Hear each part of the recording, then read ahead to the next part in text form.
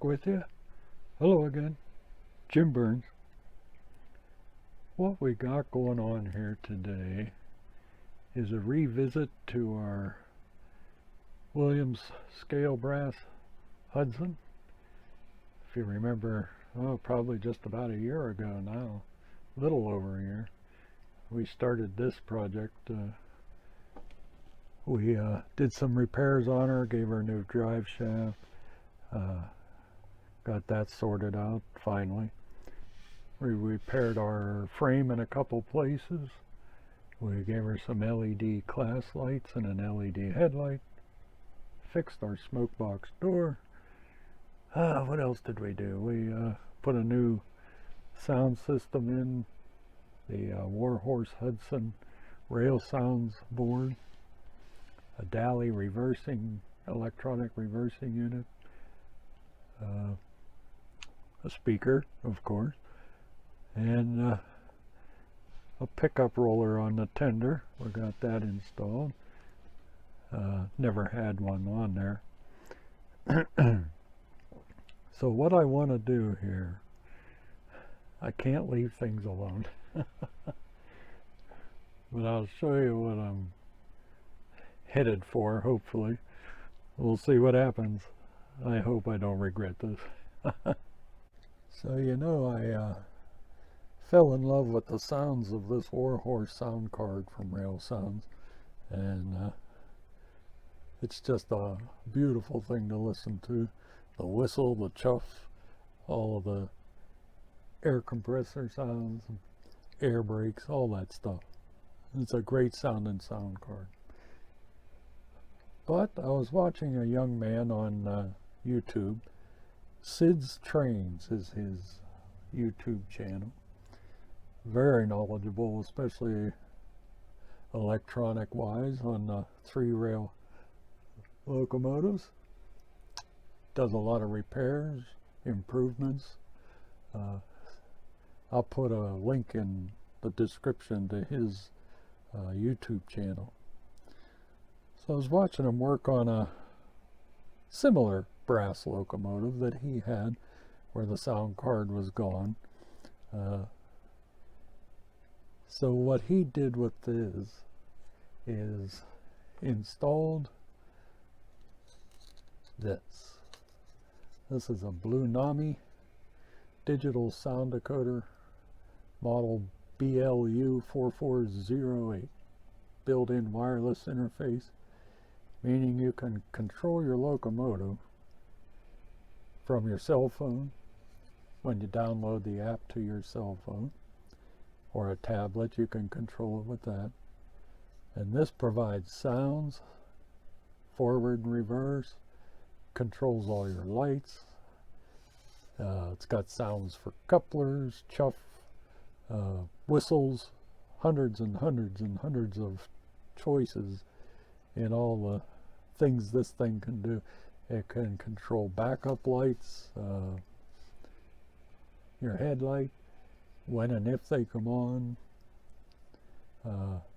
Did I say the class lights also? Yeah, you can wire all that into this board.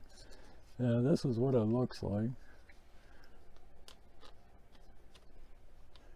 Alright, get the reflection off of there. It's got screw terminals on either side, so it's pretty easy to wire. Now this is made by Soundtracks, and this is a DC input on this board, up to 26 volts DC. So what Sid did on his locomotive, he installed a rectifier and capacitor to rectify the track voltage from AC volts to DC volts. Put a capacitor in there to filter it. So what we got to do is replicate what he did, and that would give us remote control of this locomotive. Now I also understand you can do this as a dead rail, where there's no power in the track. You can put a battery in a boxcar behind the locomotive and wired into this board to provide the voltage and the power to run the locomotive. I don't know the amp rating, the voltage of the batteries. He didn't get into that. I'm sure he will at some point. Or maybe somebody else has on YouTube, but I just came across what he did. I got all excited and I ordered this, excuse me, ordered this off of eBay, and it was a couple $100. So I'm hoping against hope I don't blow this up, but we're gonna try. So what else we got to do to get this thing up and running? I had to order a rectifier. It's capable of 6 amps, so that should be plenty. As long as the motor stall rate isn't above 4 amps, we should be good to use this board. And that's another caveat. These are only for the DC operated locomotives such as this. They do not work with the post-war AC motors. These boards I'm talking about, they don't work with that. Only the DC motors. So what we're going to do is try real hard to get this thing in a remote control orbit here and see if we can have some fun with this project. We got to remove our sound system. I got to check the speaker, make sure it's an 8 ohm speaker. I think it is, but we'll remove the Dali reversing unit. We'll make sure our pins are correctly oriented. We need the let's see, it's only a 4-pin harness on there. The 2 outer pins, one is the center rail, and the other outer pin is the outside rails. And then the 2 center pins are the motor positive and negative. So those 2 outer pins will come from the pickup rollers and the chassis common here. So what I also got, which he said you can use if you're concerned about the amount of volts.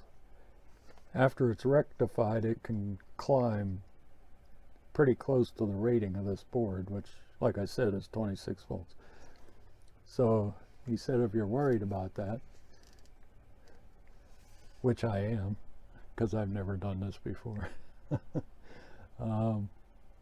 you can get a buck boost board. So I ordered one of those. And what that will do is take the voltage out of the rectifier, the DC voltage, and you put it into the buck boost board on the inside of that board.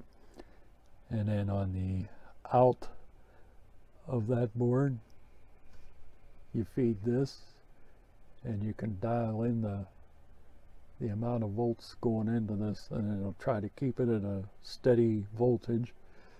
And so we're going to try this. Wish me luck. So here this is just a picture of everything I needed to remove from the tender before I got started with the rectifier, capacitor, and the Blunami board.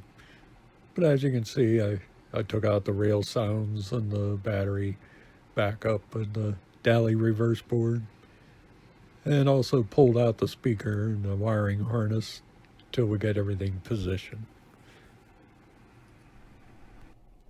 So now that we've got a blank slate here, we can start positioning everything.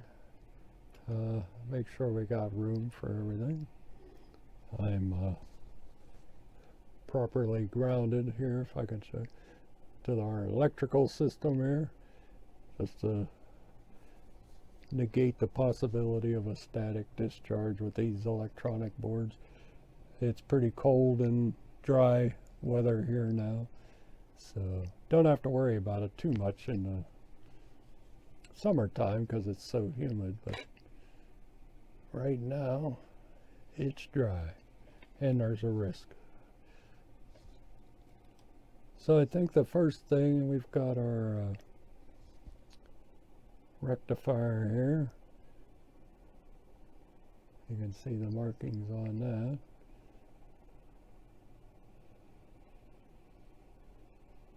I just marked the side of this as the positive there, just so I can see it when we mount it this way. There is a notch there, so you can tell that's the positive lead off our rectifier. Alright, and the one diagonally opposite is the negative. And then these two leads will be our AC input. You can tell that by the little wavy lines on either pin, diagonal from each other. Alright, so we're going to mount this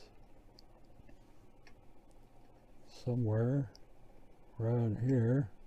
This rectifier will handle up to 6 amps, so we're in good shape there. We've got our capacitor here.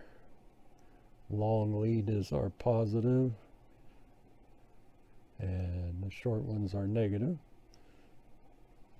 So I think if we just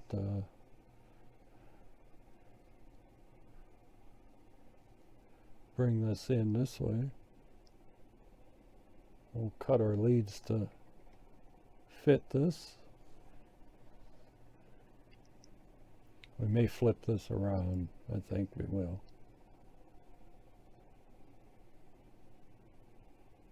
Yeah, this will be better. Okay.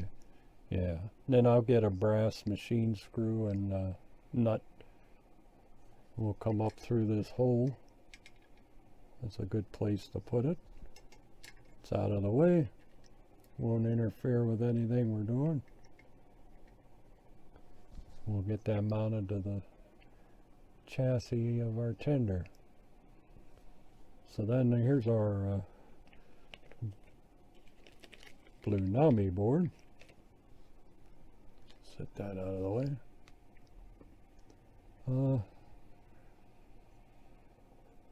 So I think if we just set this right in here,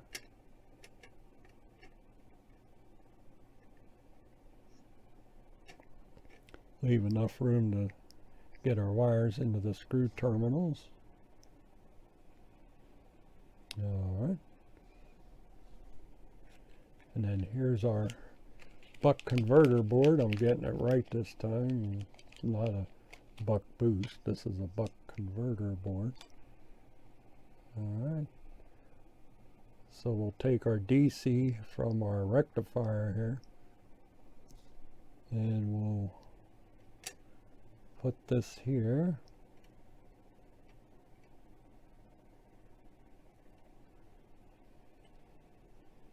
We'll put this off center of this one. That'll leave this connector empty if I ever decide to put the battery back up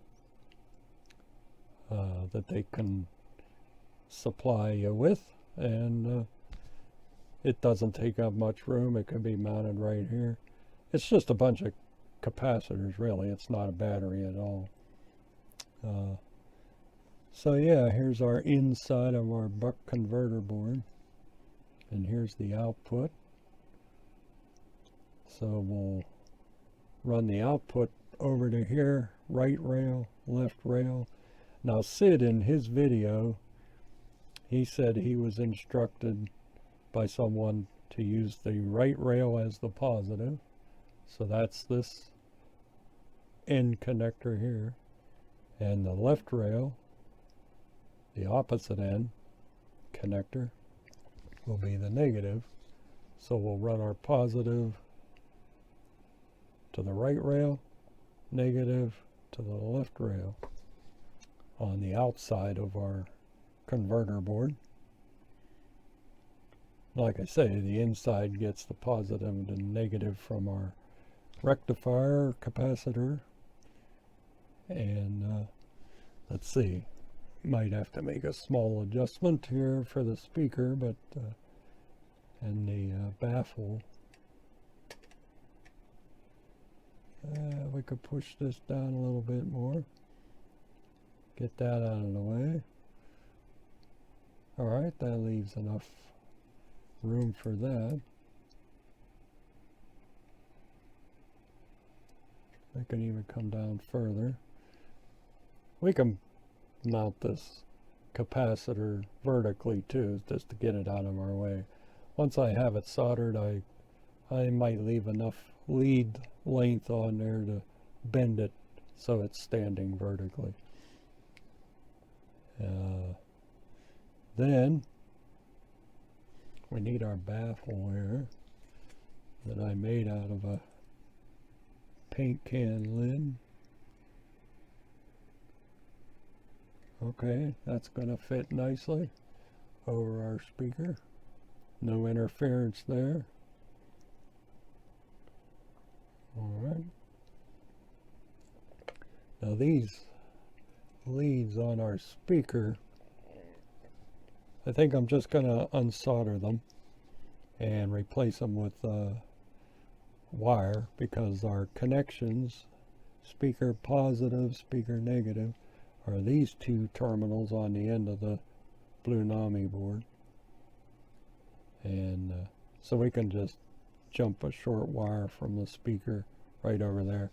And then I can save this if I ever want to use the rail sound board again, perhaps in another locomotive, or if this turns out to be a disaster, to put everything back together.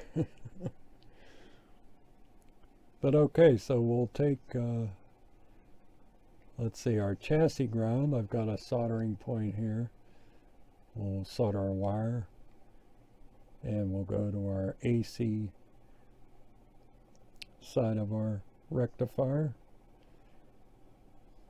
And I'll also gang the chassis ground from the locomotive through the wiring harness. We'll tie all those chassis grounds together and run that back to our AC on our rectifier right there. And then the center roller, that's the outermost pin on this wiring harness. That's this one right here on the end under my fingernail, thumbnail. And then this is the chassis ground. And then the two center pins are the motor leads, positive and negative.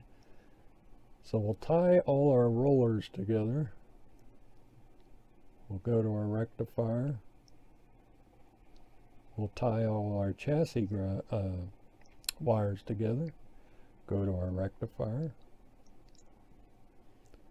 Then we will come out of the motor. There's where are they? There's two terminals here, motor positive, motor negative. There they are. There's the motor negative and the motor positive. And they will feed these two center wires on our harness. Get those pins activated. The speakers, yeah, they go here, speaker positive and negative. And then we can adjust the voltage to feed our board. I don't know what the optimum voltage is. We just know we don't want to go to past 26 volts on the Blunami board. It'll fry it. So we'll adjust this on the output side for 18 volts to feed our board here, and see if we have proper operation of the locomotive. We should. Yeah, we're going to be feeding, if I turn the transformer all the way up, we get 19.5 volts AC. So that will be feeding our rectifier here, and we can dial that down, make sure the transformer never goes above a certain voltage to feed the track. But then this should control all our locomotive sounds, direction, speed, all through the Blunami app. And it looks like they gave us a little sticky heat sink here with our converter board. So I imagine that would stick to our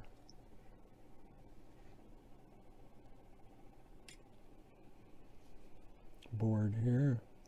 Once everything's mounted, we could put that on there, dissipate some heat.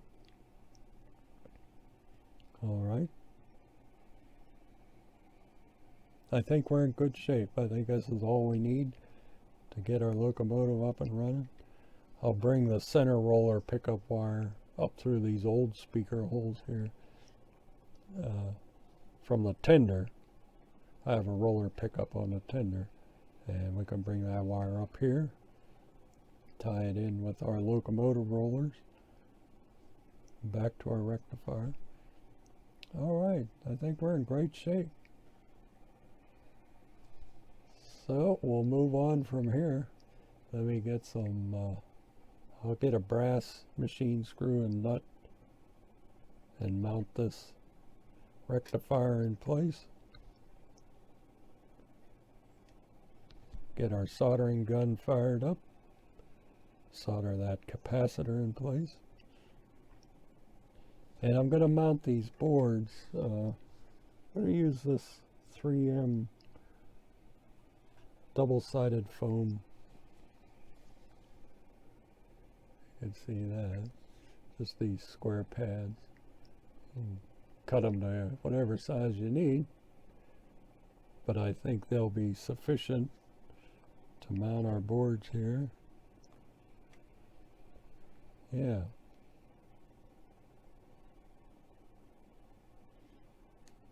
Yeah, that'll work.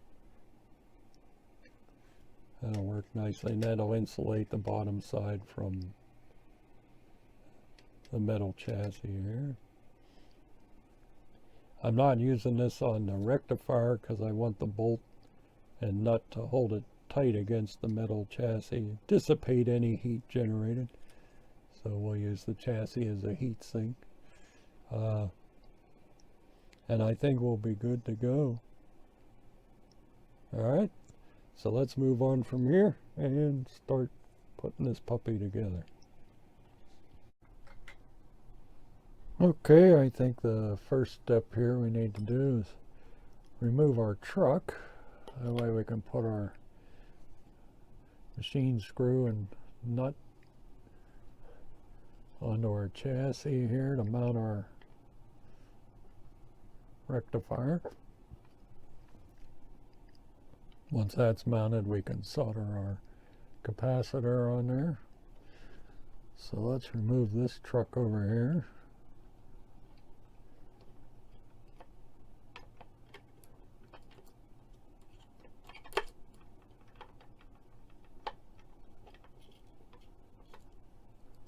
There we go. Set that aside. Alright, here we have a nice big hole for our bolt to go through. Machine screw.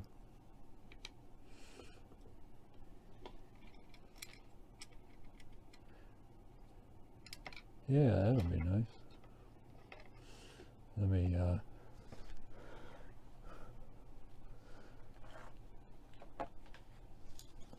get a piece of tape here.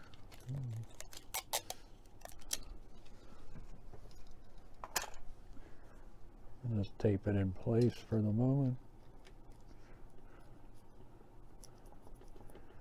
Thusly.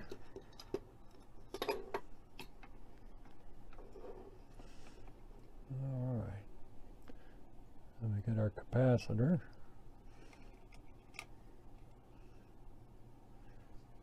nice. Okay, let's see if we can use our screw holding tool to also hold our nut, because I don't think my fingers are going to allow me to get that nut down in here. So we'll try it this way. Oh yeah, that works. Very good. All right. Now we can take our tape off the other side. Move that speaker before I break it. All right. Get that piece of tape off of there.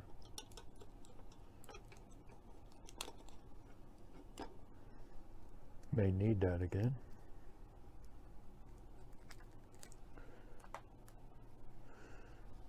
And we'll just snug this up for now. Not real tight. We can spin that rectifier around if we need to. Work on our wiring end of it. There we go.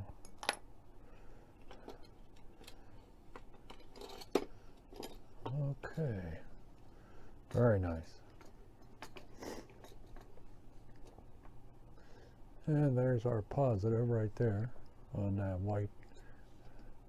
So we'll just leave that nut loose for now till we're done spinning it around and soldering it. Okay, now what we got to do is get our rectifier mounted, and in order to do that we got to go from our positive and our negative. Positive's the long lead here. I think what I'll do, I'll bend the leads so our capacitor is standing straight up. All right, let me see about bending these a little bit.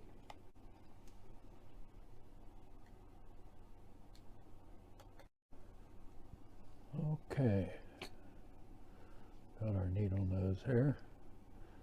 Start with our positive lead.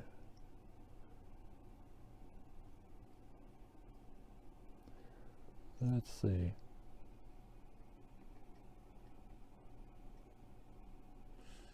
I'll try to get it down as far as possible. Bring them out. We don't want to touch the nut and create a short, so well, let's experiment here. And just bend this one out. And the same thing with this one.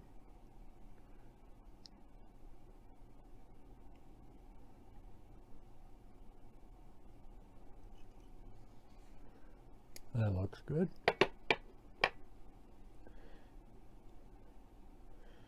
And then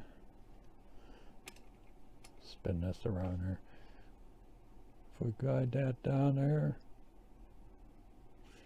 yeah, that looks good. Let me just double check the height.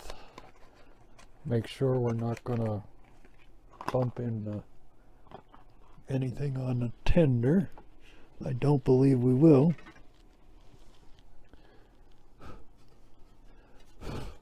But it does have our hatch on here, so we've got to make sure we're not going to come up and bump into that.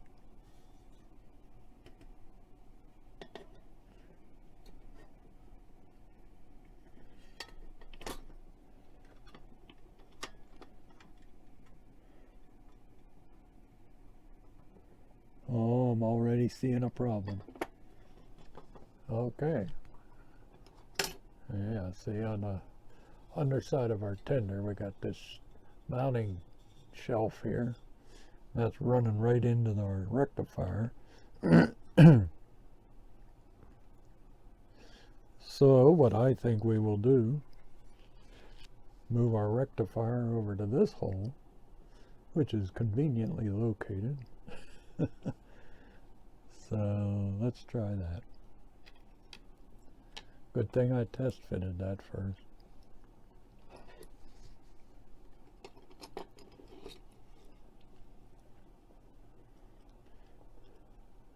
This is getting boring. You know you can fast forward through this stuff.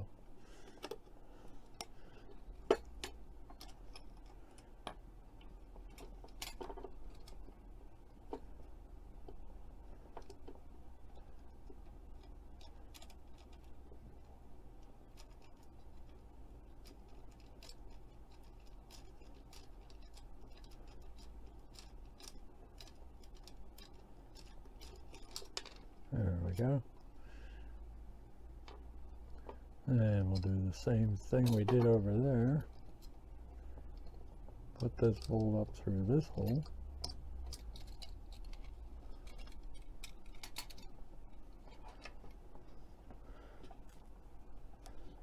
Tape it in place. Give us a fighting chance. Let me make sure there's not going to be any problems with our truck here. You gotta think all these things through.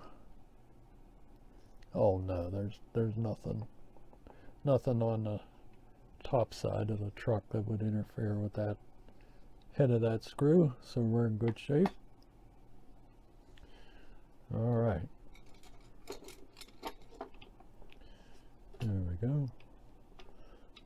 So let's put this on there. Pick up our nut again.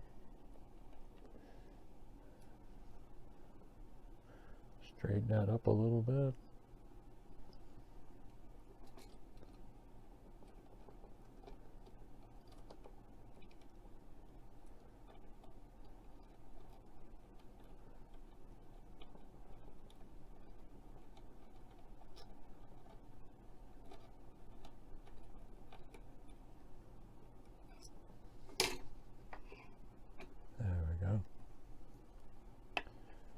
All right.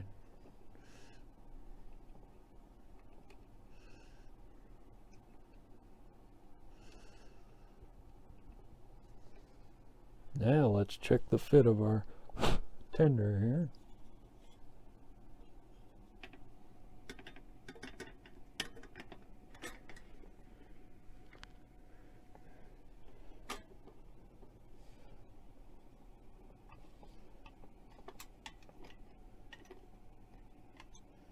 That looks like a winner.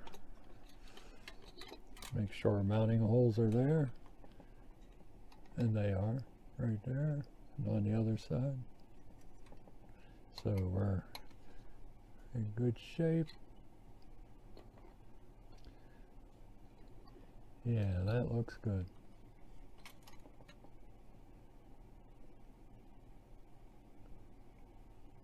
How are we doing on our height here? Looks like we got plenty of room. Yeah, we do. We got plenty of height there. So I think we're in great shape.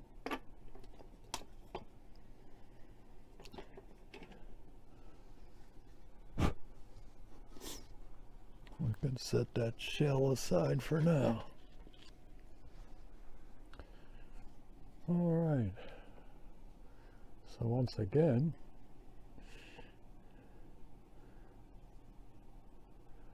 we should be able to get our capacitor down just like that.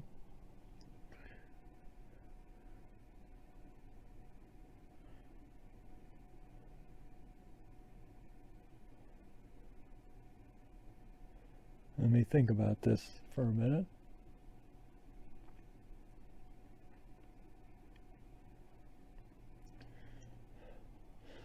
think I might go ahead and bend these almost at the base of that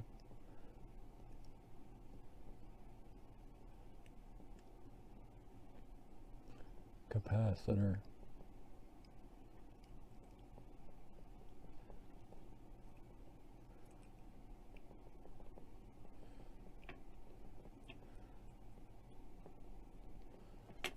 Yeah, I think that'll work out better.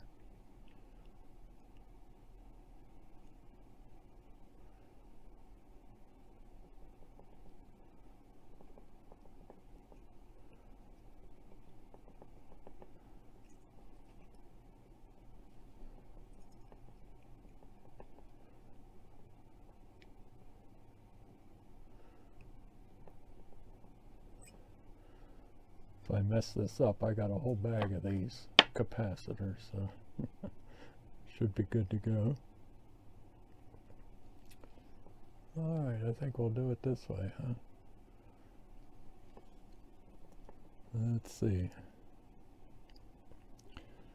Positive will go over here. Now that's better. Now we can bring that way down. Not touch the machine bolt. I'll coat this with liquid insulation, just a, you know, belts and suspenders type of thing. But I'll get that down close. Alright, we can solder that right there.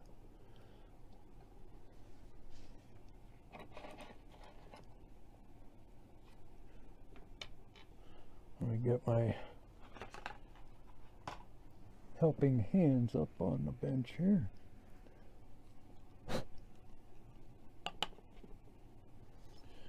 All right.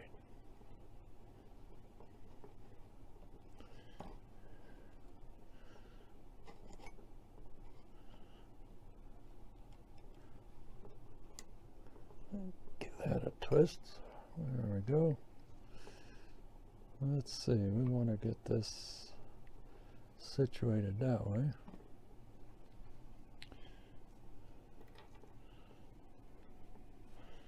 Then we'll snip off the extra on these leads that we don't need.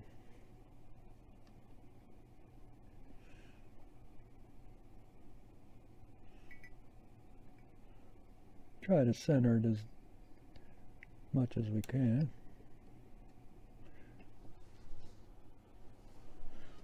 Alright, I think we're in great shape right there. Alright, let me get the soldering iron fired up and we'll get this puppy on there.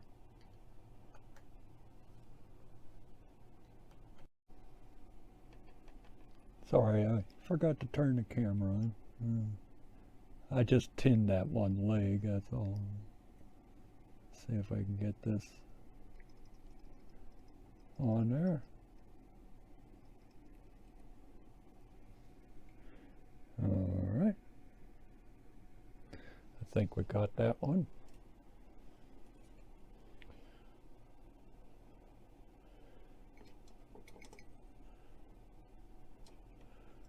Oh yeah, good solder joint right there.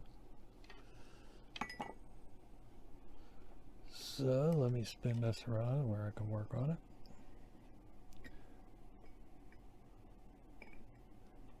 Get our helping hands to hold things in place. Make sure we're not touching anything.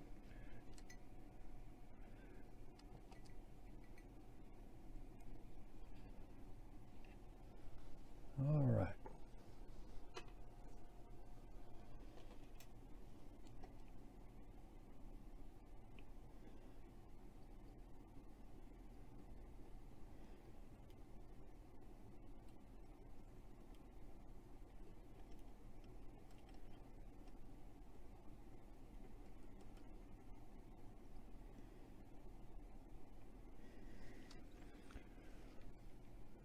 That one looks like a cold joint there. Let me come up from underneath. There we go. There we go.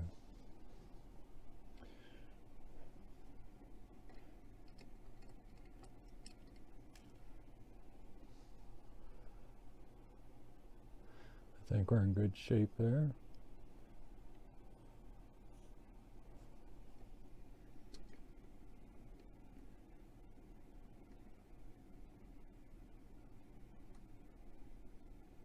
All right, beautiful.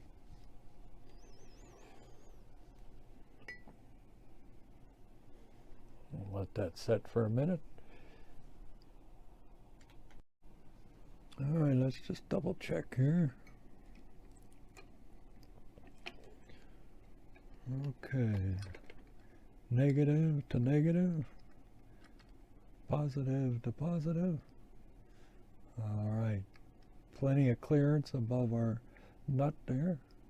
Don't have to worry about that. Like I say, I'll coat this all with liquid tape there. Get that insulated when we're done messing around there. We'll leave it like that for the moment. Move on from here.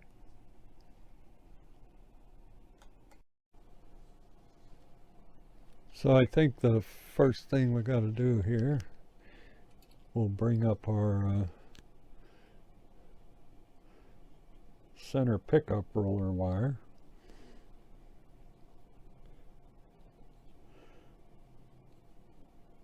We don't need all this wire, but we can find a place for it, tuck it back in the back of the tender, whatever we need to do.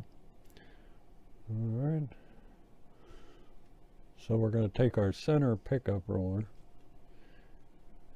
and we will put it on this leg of our rectifier on the AC side. Let me get a little hook on the wire here.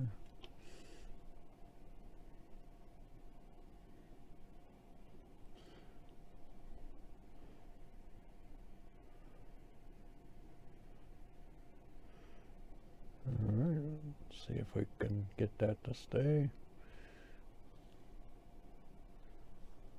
That looks fine. Alright. So let's get a little bit of flux on everything here.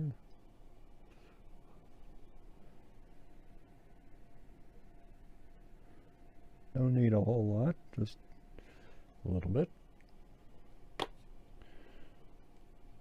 Alright, let's get our soldering iron fired up here. And we'll get this puppy soldered on.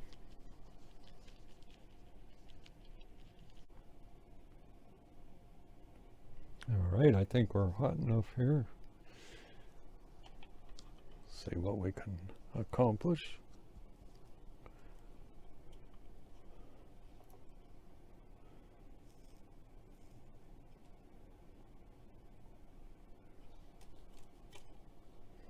Let me get our helping hand back in here. Hold that still for us.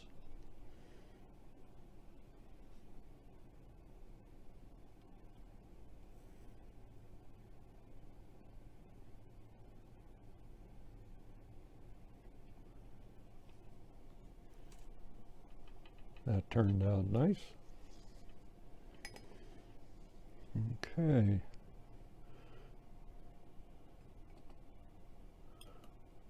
Spinning around, you can see.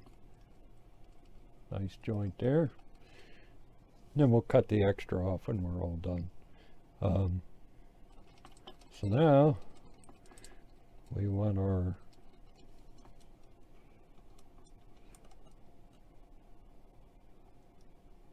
outer rails onto this leg of the rectifier.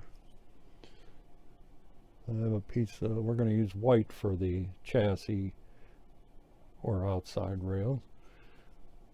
So let me put a hook in this one.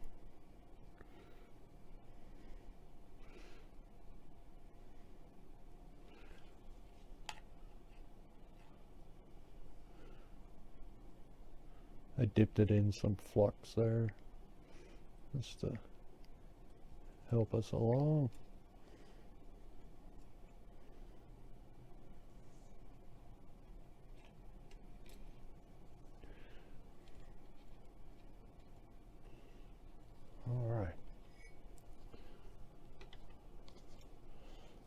if I can get this one done.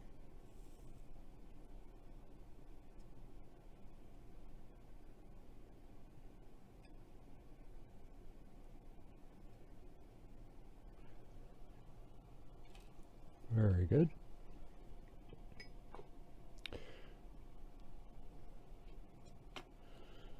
All right. And you can see that one's nicely attached. All right.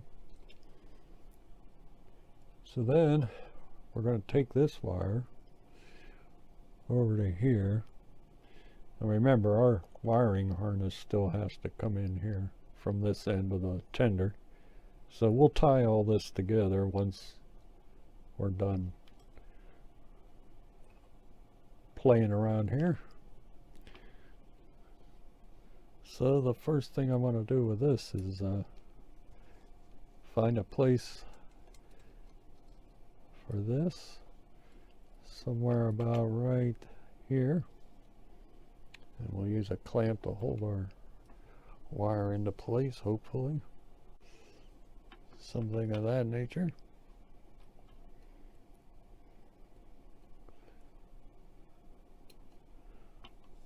Let me put an extra bend in that.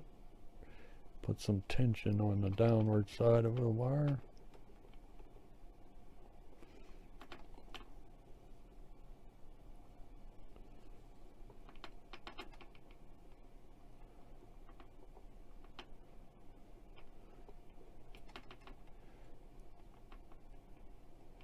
There we go. And now let's see if we can get this to... Now we're dealing with a lot of heat sink here with the chassis of our tender, so we'll have to get her heated up.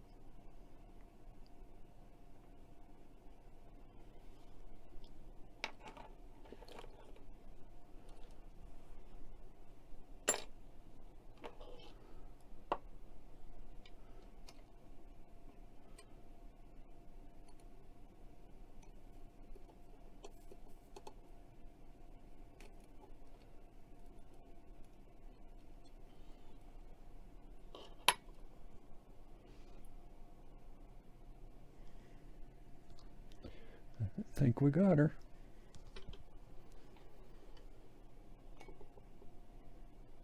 Luckily our chassis is brass.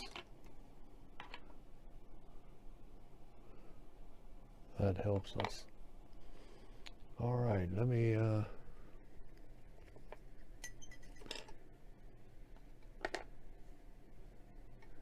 get some alcohol swab here. Clean up all our flux.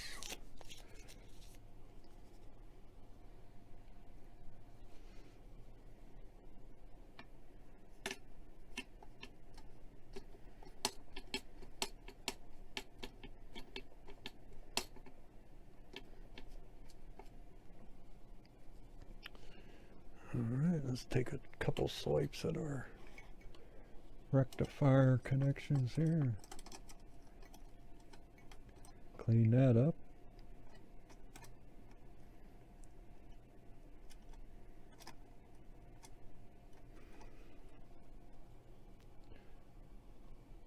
Okay.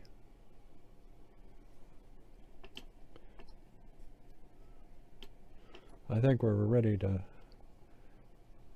put her up on the rails here. And what I want to do is test what we're getting out of our rectified side, how much DC we're getting out of the... So we've got our center pickup roller, so we got our AC all hooked up, our chassis all hooked up. That's a good solder joint, that worked out well. And we'll be able to power up the tender at least and see what we're getting in the DC side before we finalize our tether here to the locomotive. So let me get this tender truck back on. All right, I got you set up here on the layout. This is a TW transformer, 175 watt on this line here. So I got our meter set to AC volts, which we need. So let's test this, see what we get. What's that? 17.2. All right. Very good. Let me shut that back off. All right, let's bring in our tender here.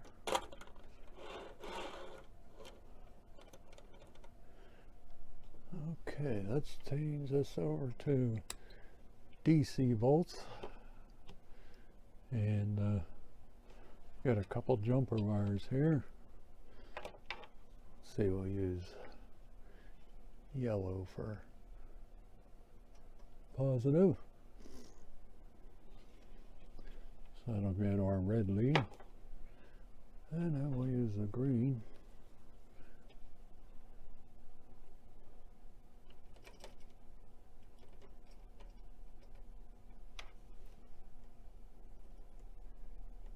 Is our negative, and it'll go to our black, and we got half a 1 volt there still stored in the capacitor. All right, let's crank this up all the way. See there, 22.9 4 5. Okay, it's just fluctuating, but anyway, yeah, that's, now see, I think that's too close to the max on that Blunami board, so I will use the buck converter board to drop this down and see if we can get a constant rate out of that. But this is good. It's I don't see anything heating up. Everything's fine. Wires are good. Nothing blew up. All right, so we're in great shape. So we're getting around 23 volts. That's 3 volts shy of the max on that Blunami board, but I'd like to drop it down somewhere around 20 volts, or maybe even 18. I don't think we need 20, but we'll see how the engine performs once we do that. All right, so far so good. All right, back here on our work table, we're going to continue on with our project here. Now that we tested our rectifier and capacitor, you know, I've been researching this product here, this Blunami board, watching all their videos and everything. It seems like they want a maximum of 16 volts going into the board. So that's what we'll shoot for, 16 to 18 volts. And but in the meantime, I'm just going to slop some of this insulation on our nut here. We'll protect that.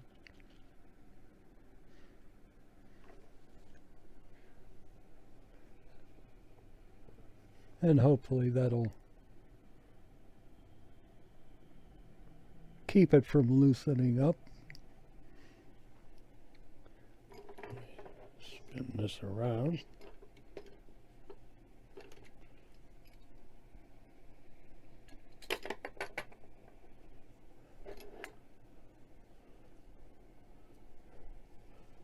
Got my ground strap back on.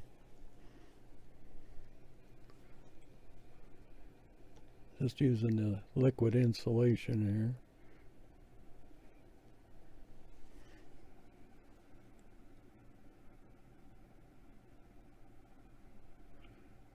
here. Just give that a nice good coating. And then we'll hit our AC rectifier connections here. We'll get both of those coated.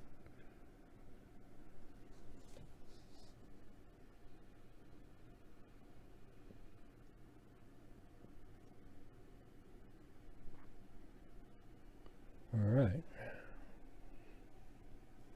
Not going to do anything with the DC side just yet.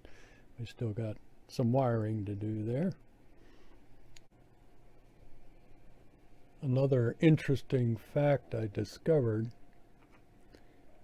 in another one of their videos on Soundtrack's YouTube channel. This chip here, the end of my thumbnail there, that is the Bluetooth receiver for this board. And my original intention was to put the board here like that. And well, that's not going to work, because they said they want around 3/4 of an inch of space between this chip and any metal. Well, our whole tender shell is metal and our chassis is metal. We gotta stay within the clearance that they recommend to any metal on the locomotive or on the tender. I think what we're gonna do here, well, what did I do with it? We're gonna switch this around that way. That puts our chip in more towards the middle of the tender. But to keep a distance between the chassis and to try to clear some of the metal, I cut out this piece of foam board here. This, what is that, blue board, pink board, whatever they call it. I'm going to hot glue that in place. I'm going to raise this up to here. We can leave the buck boost, or there I go again, the buck converter down here, because that doesn't matter. We'll put our adjustment so we can come from our DC side of the rectifier, go onto the input side of this board, and then we'll go to the out and go to our right rail and left rail. Okay, so that kind of makes a better system. And then this raises this Bluetooth chip pretty far up inside our tender shell, so that should help with our signal if there's a problem. I did notice on Sid's video, he didn't mention anything about raising it up. So, oh, we're on the wrong way.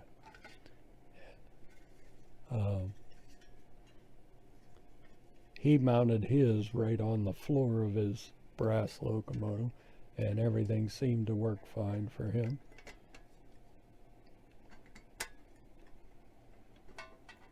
But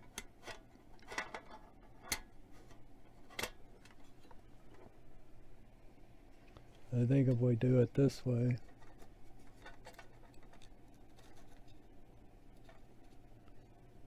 then that'll come up higher into the tender.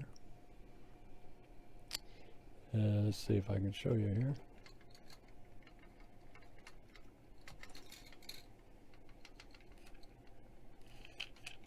Let me spin it around so you can see better.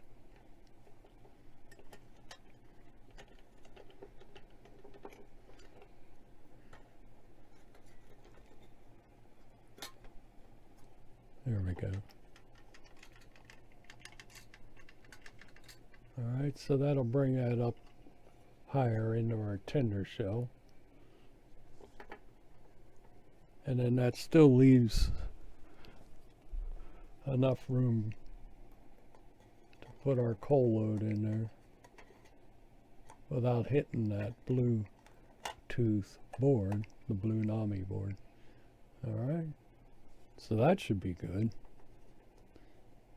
I just want to make sure that signal isn't blocked in any way, shape, or form.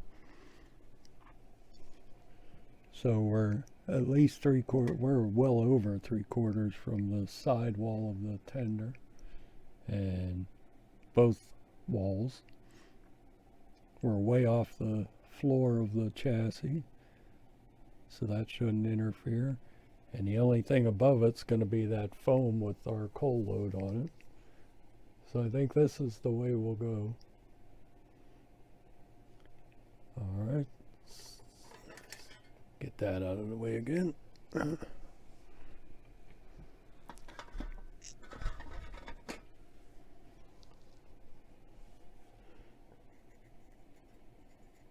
So the first thing I'm going to do here is I'm going to glue this in place. Now we got to go back, of course, because we need room for our speaker here. So I think this will be good.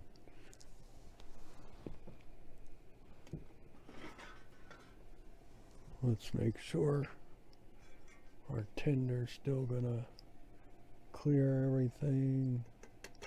Yeah, we're in great shape.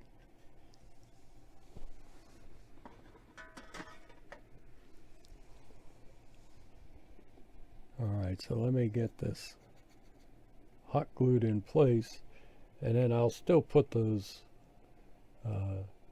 double-sided stick foam pads,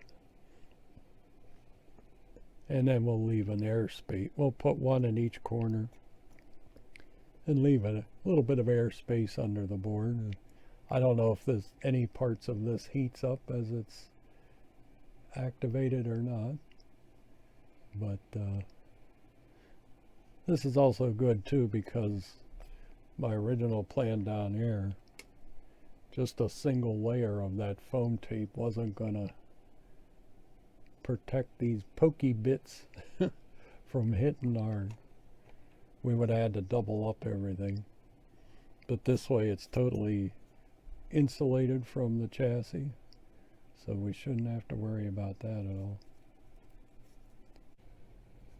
Okay, another change of plans. I'm doing this on the fly, folks. I've never done this type of installation before on this stuff. I had this Frost King double-sided tape here for sticky installation of your plastic storm windows. Well, I thought this might be a better idea than maybe melting our foam with the hot glue. So I don't know if it would have, but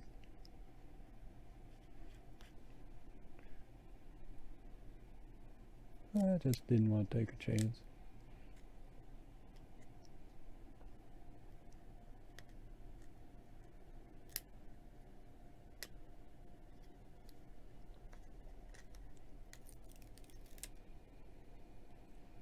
Alright.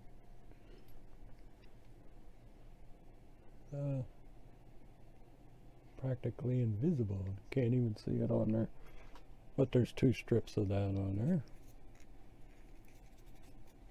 So I'm going to leave about a 1/4 of an inch away from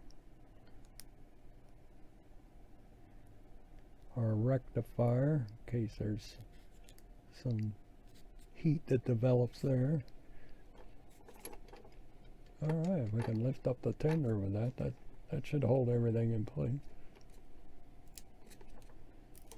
Alright, excellent.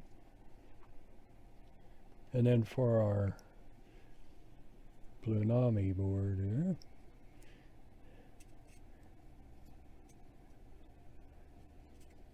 we put that something like that. The connector for the current keeper, or the, you know, the battery backup type of thing they have, if I decide to use it, this is such a tiny connection. We got plenty of room between this and the wall of our tender, so I think we'll be in good shape if we need to use that. I don't think we will, but my layout is just 2 big loops. I've got feeder wires every 4 feet, so I don't think we're going to have any drops in voltage.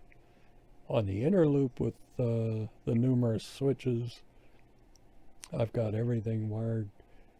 The switches are wired. I don't have any locomotives where the lights blink as it crosses over, so I think we're in good shape. I don't think we'll need that, but we'll see. All right, so there's our blue chip facing inward. All right, so if we turn this over, I cut this foam just in 4 tiny little squares off the bigger one. And we'll just put 4 little feet on here.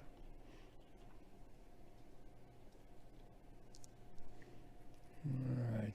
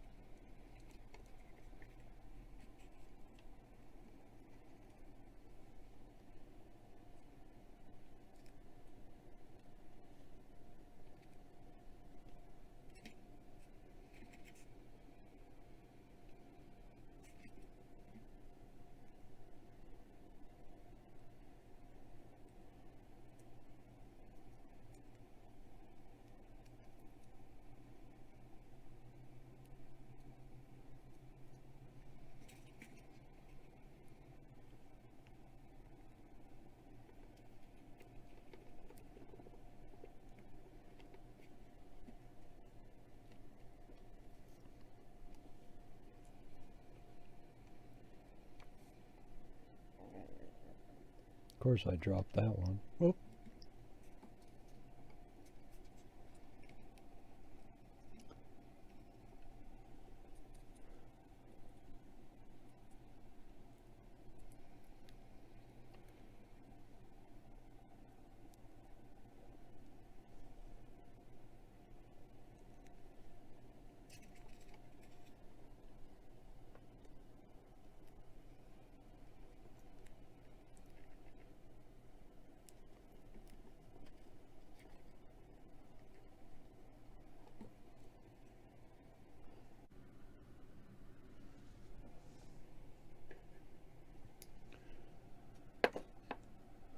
Got her.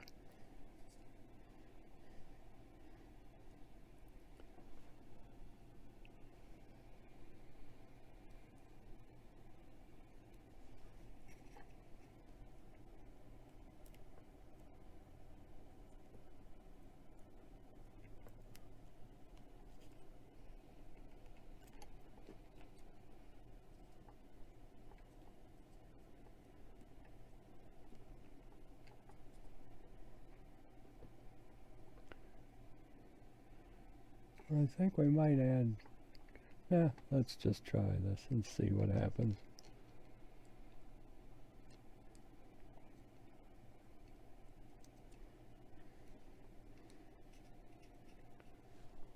Grab my tweezers here.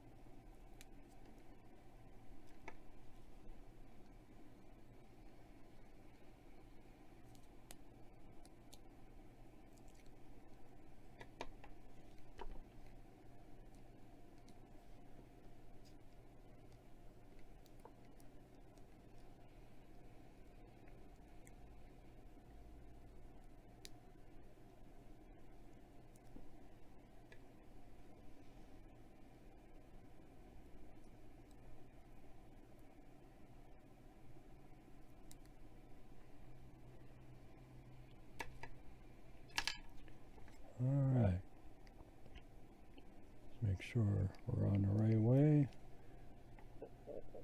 The receiver chip is on the right side. All right.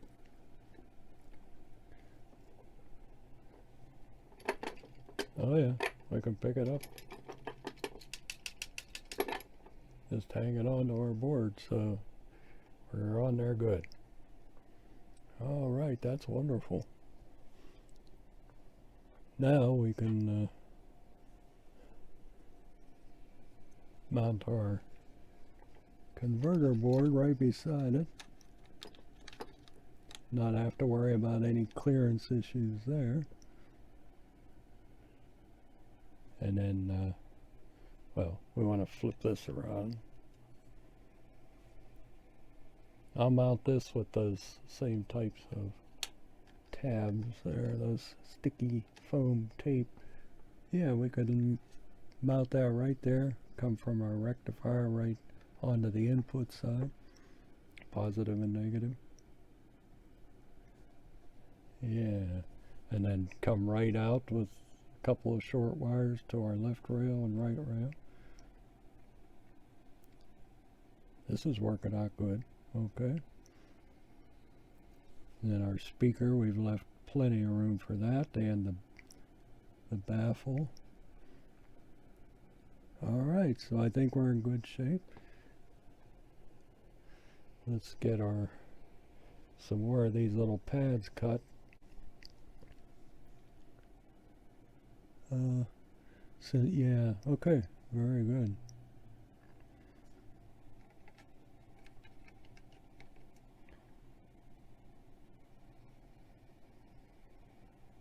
I think I'll just put two.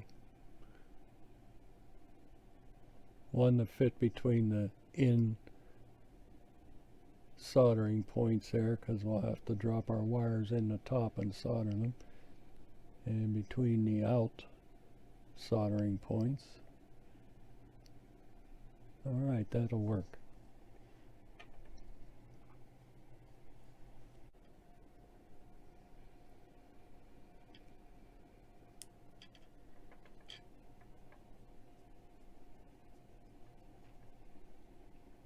Alright. Now we're making a lot of progress here.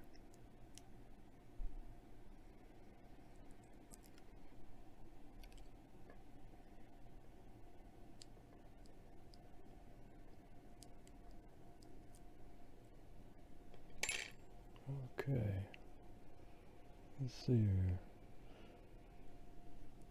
We want our ends on this side. Let me get this white wire up out of the way.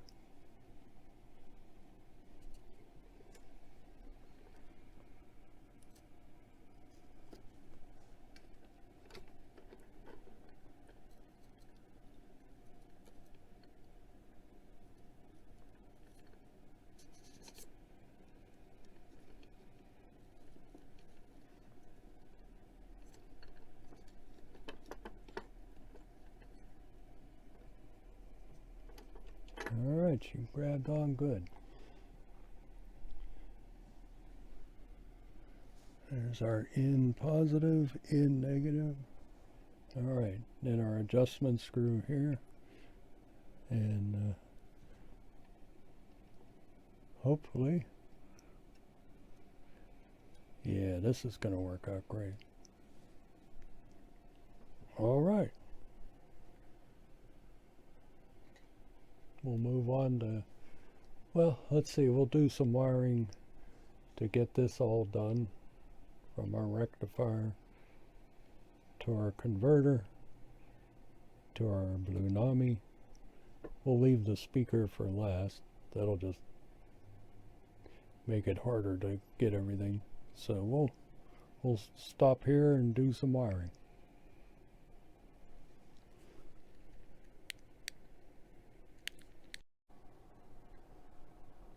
Alright, let's see if we can get some wiring done. Get another step closer to finishing this project. I cut some lengths of red and green. This will be for our plus and minus on our board here. Going over to our rectifier. I've got a green one already tucked into our helping hands here. We'll solder that to the leg of our rectifier. So let's see how we manage to do this.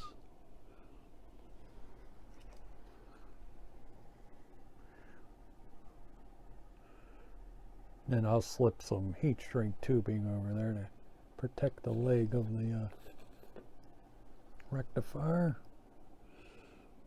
Alright, let's see if I can get this little touch of solder there.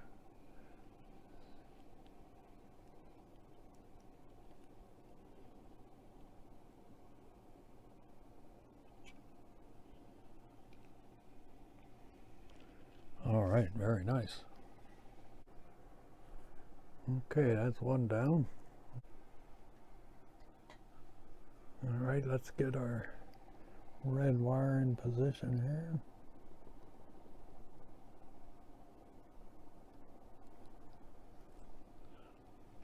That looks good.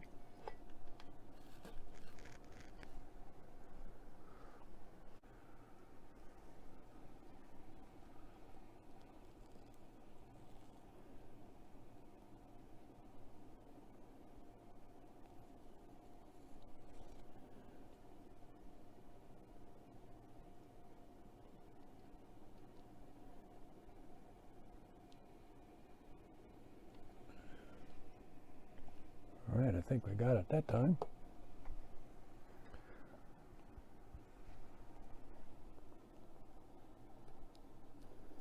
Oh yeah, very good. That piece of solder off of there. Alright.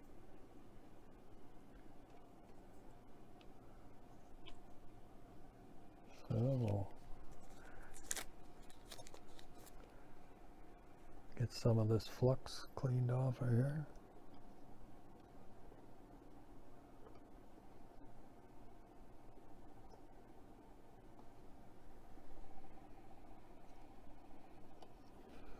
All right, off our negative side.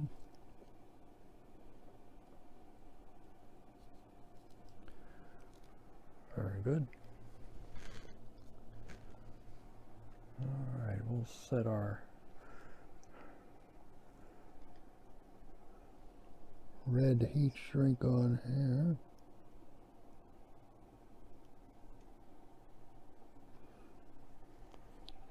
Push that all the way down.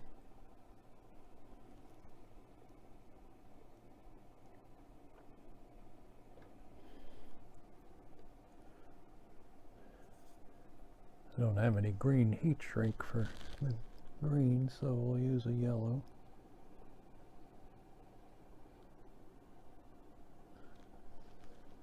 Maybe I have a permanent marker, the green one. Maybe then I could color it green.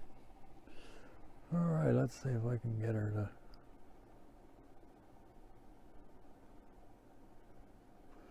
shrink.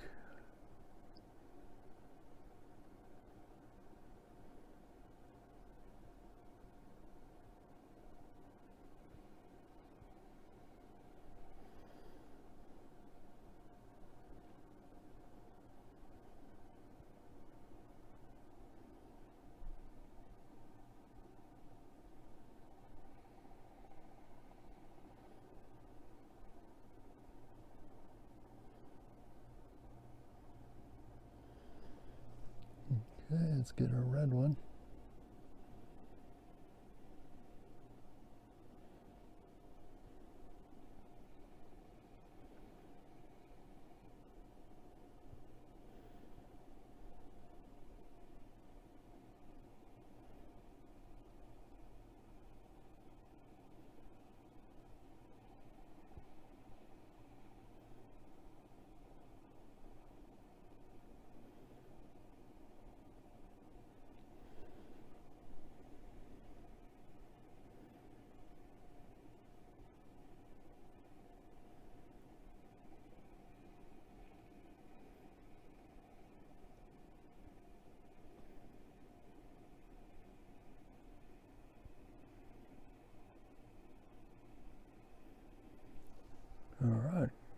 I think we're in good shape there.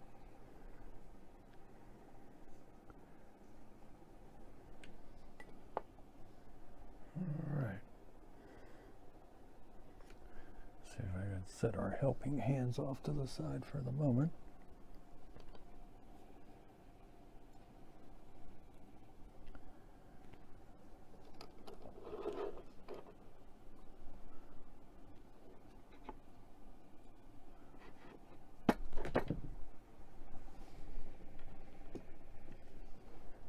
Okay, let's get her attached to our board here. Still in the picture? Yeah. Alright, so let's go for the green one first.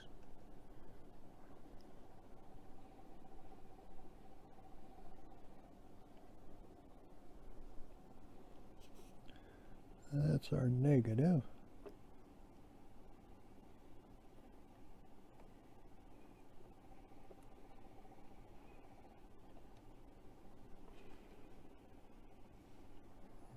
Okay.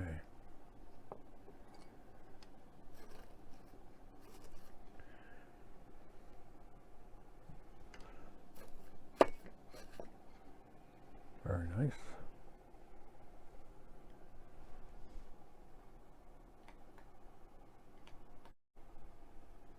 Let's see how we do here. Let's grab some solder.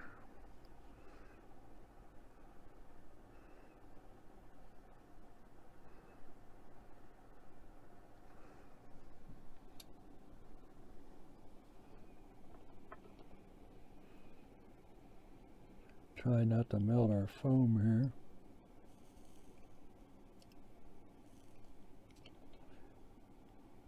All right. Let's check that. Yep, she's caught. Good.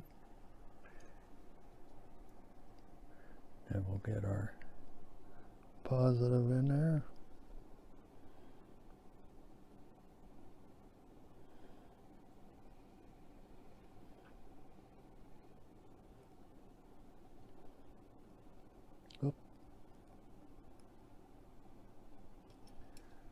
All right.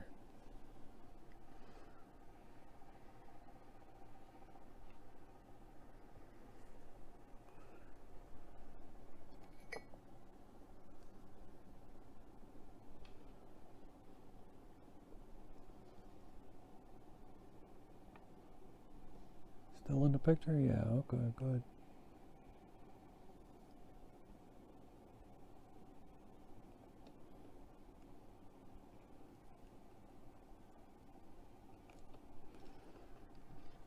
All right, very nice.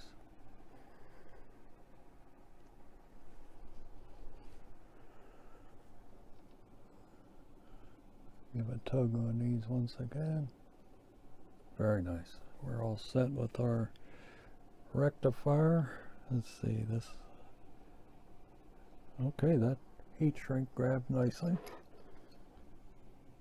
All right, so now we got to come out and go to our Blunami board here. So I think what we'll do to help us along,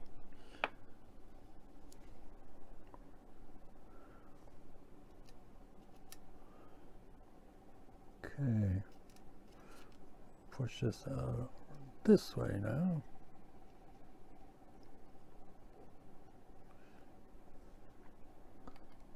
Just weight that down a little bit.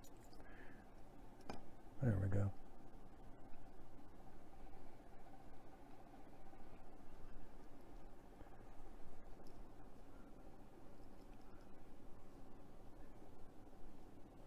Gee, I don't think I cut these long enough.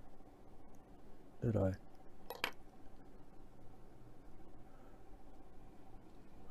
Let's just check here. There's our positive. That's going to go to the right rail. Okay, we're good there.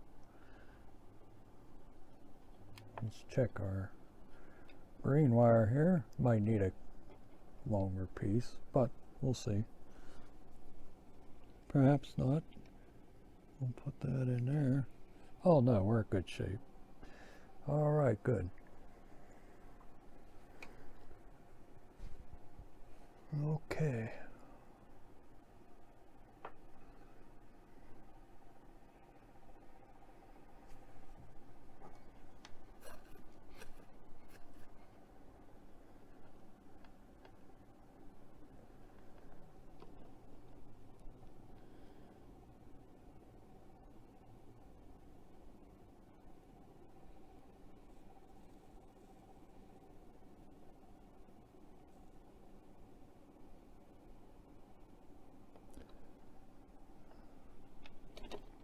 All right, that one looks caught.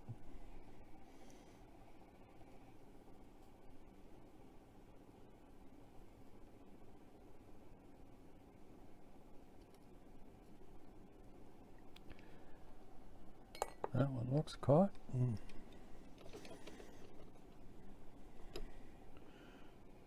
Okay, we got a good connection right there. Excellent. So what I want to do now then is we'll take this back up to the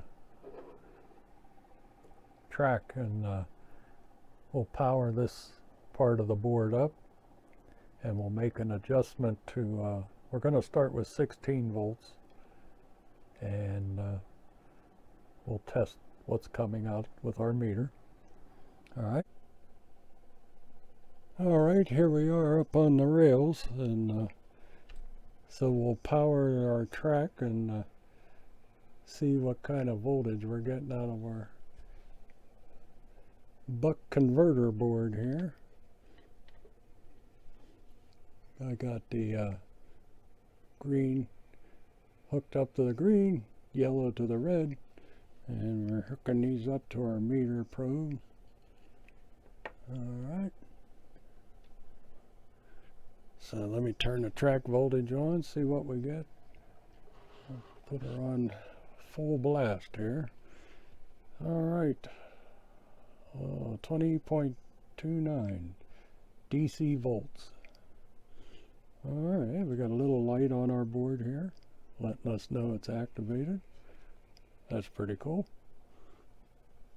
So we want to bring this down to 16 volts to start with, and I think that'll be a good starting place to see what our locomotive does with that kind of voltage. So let's see, am I in your way? I think you can see okay. Well, I believe counterclockwise lowers the voltage, so we'll do that. If I don't shake myself right into oblivion here.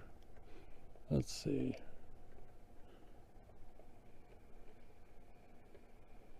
Yeah, that's bringing it down.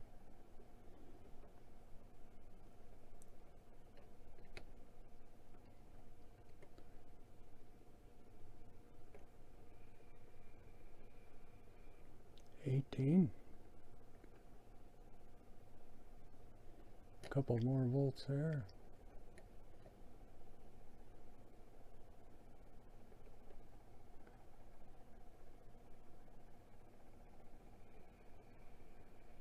$16.99. 16.5.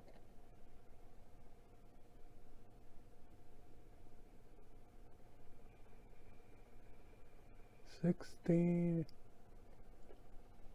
There we go, 16. Boy, that's putting out a steady voltage. It's not fluctuating at all. It's a good board. I still got to put that heat sink on that chip on the buck converter there, but just for testing purposes, this should be fine. 16 volts. Yeah, it's not fluctuating at all. We're right on the money. So I think we'll start here. All right. So we could get back down onto the work table, and we'll hook up our converter board to our Blunami board. and we'll put the speaker on, solder our new wires onto that, take that up to our Blunami board, and we should be able to test this sound-wise anyway with the Blunami app once I download it and install it on my phone. So I think that would be the next thing. We can test it that way without the locomotive being hooked up. We can at least see if it's receiving signal and gives us some sounds. It should give us some kind of steam effect sounds. We could play with that for a little bit. All right, so let's get back onto the work table and we'll continue on. We're getting so close. Let me turn this power off. Let's let that capacitor bleed off before we unhook it.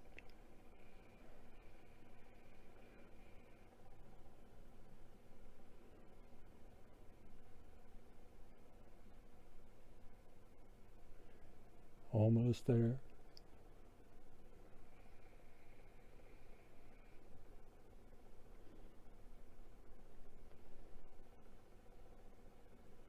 I'm curious to see how far down it will go. And it's going down, down, down. All right, 0.28 volts isn't going to hurt anybody. So I think we're all set.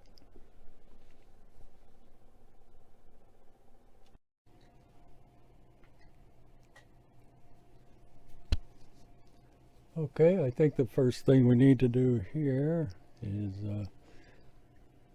get our wires hooked up to our Blunami board. So we need our green to go to our, oh, that one's too big.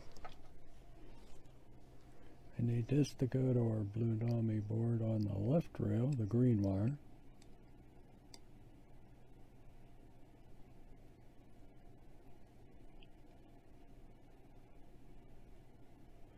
All right.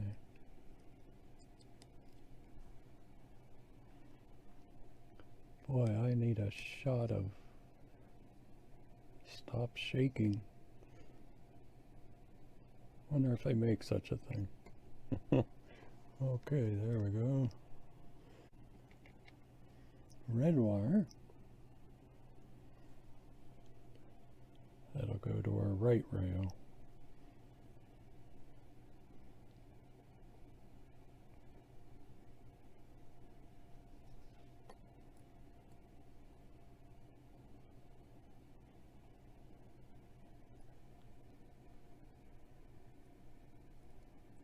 Somewhere in there, there's a hole.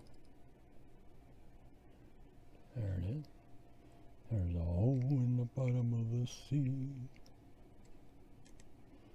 Remember that old song?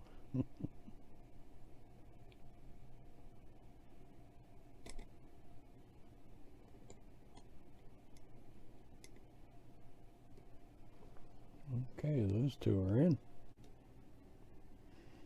All right.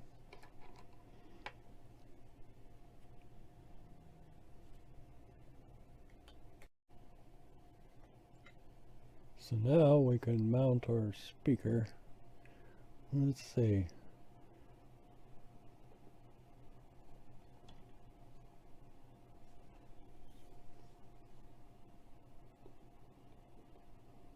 Put that just like that.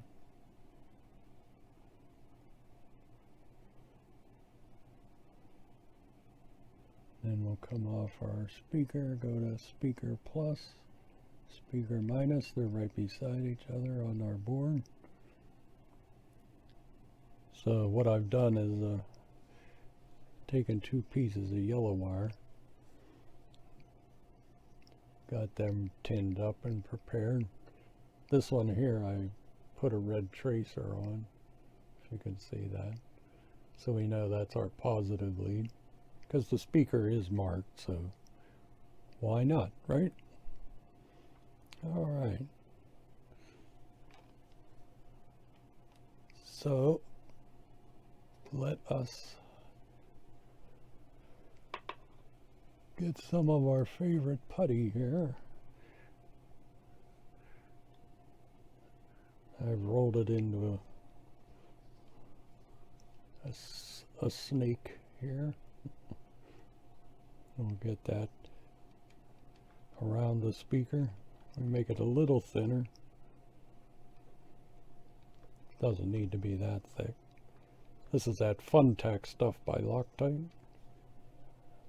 Works great. It's not hard to pull apart, but it holds strong. But if you need to make a repair or something, easy enough to get off.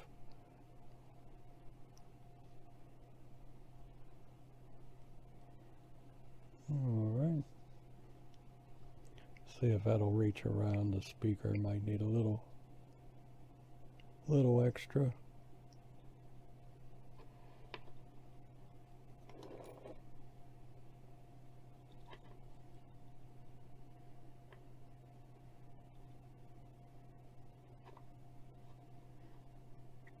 I don't want it to hit the speaker itself, just this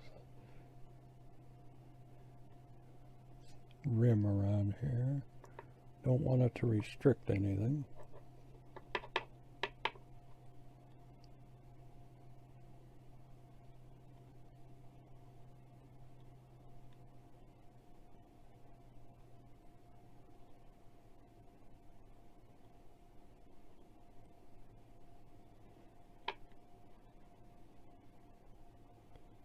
We also don't want any air leaks around our speaker. They say it's best to have it sealed up. Alright, we need just a little bit more.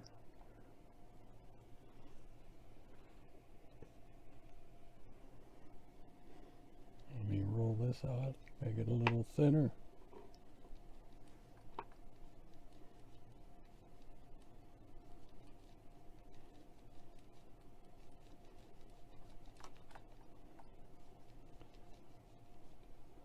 Getting anxious to get this thing working, but I want to take my time. I don't want to rush this. This is the first time I've ever done one of these, so if I do another, if I like this and I do another one for another locomotive, won't be such a big project because I'll know what I'm doing.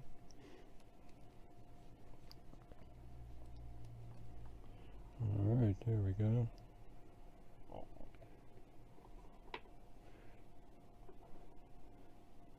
But just take our time.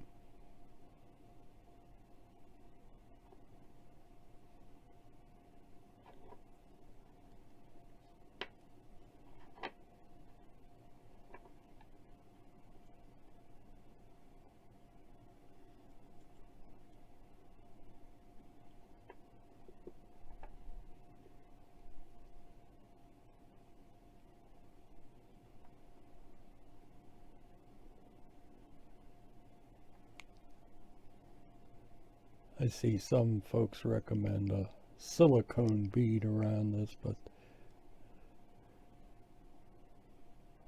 that's a pretty permanent attachment.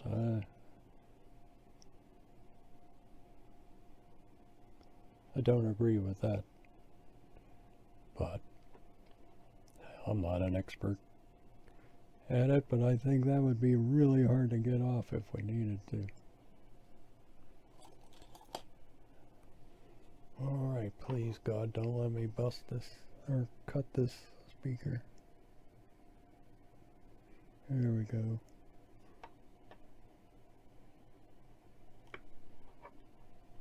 Got that off.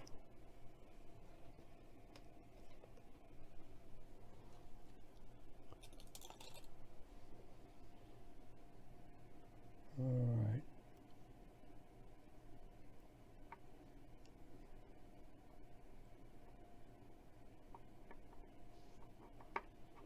tidy up our work there. All right. So I think we'll just keep our wires over here on my side of the speaker. Square it up. Let's see.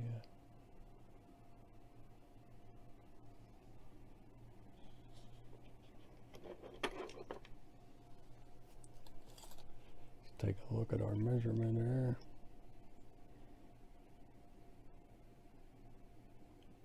That is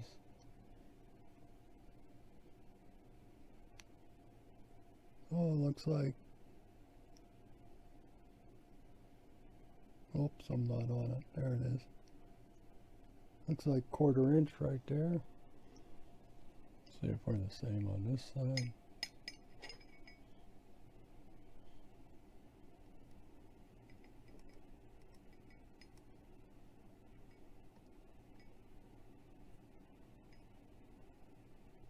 Yep, same on both sides. All our holes are covered. Let's give her a push.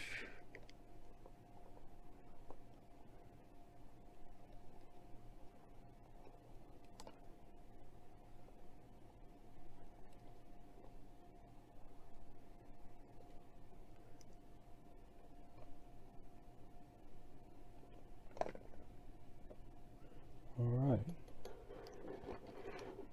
Then our baffle will be held down by the whatever putty squeezed out there. Should be good. We'll put this notch over our wires there. And then once our wires come through our notch, then we can seal this up with some more of this fun tack. Alright, so let's get some wires soldered onto there. Should I use my helping hands? Why not?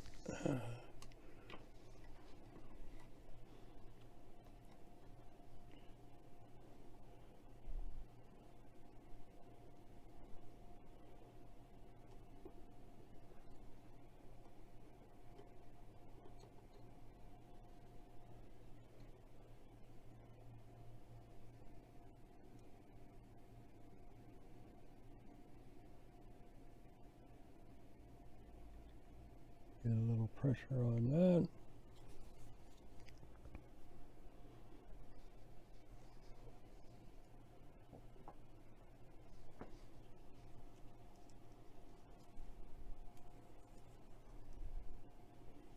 All right.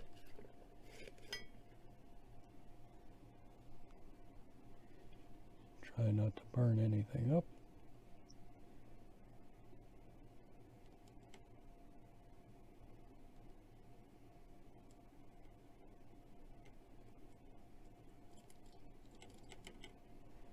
Alright.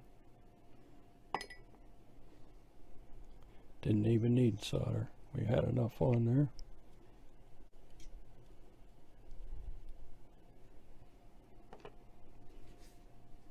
Okay, that's wire number 1 on negative side. Get our positive in position.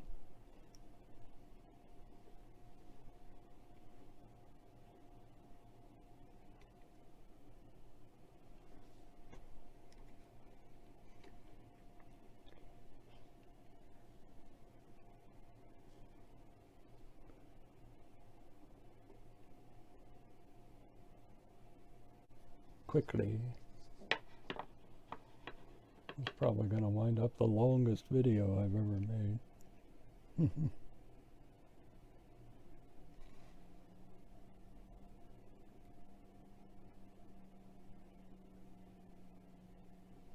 There we go.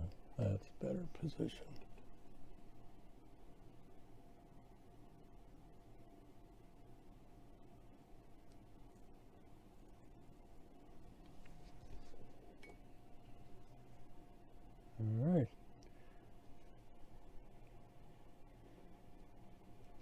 we should be good to go there.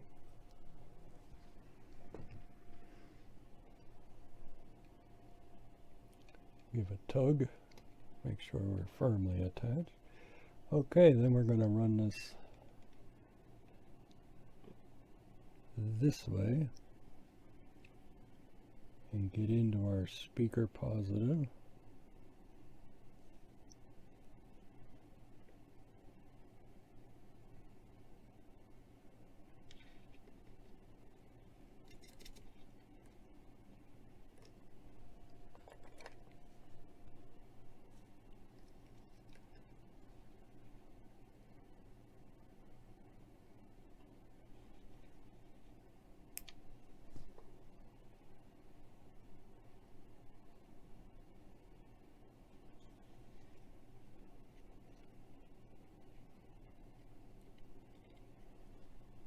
Okay.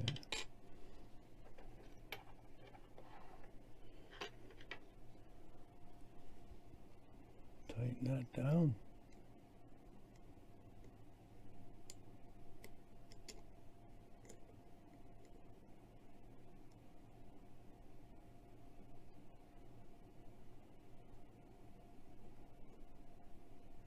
Having these screw terminals on here is very handy, as opposed to soldering wires on a board. Alright, left myself a little bit more wire than I did.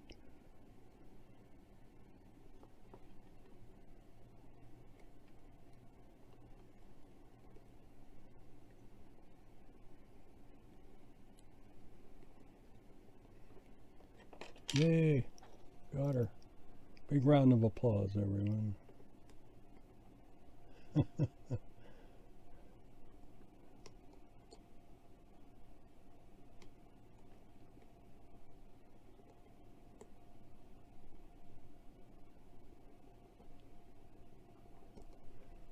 All right. Make sure we got it. Yeah.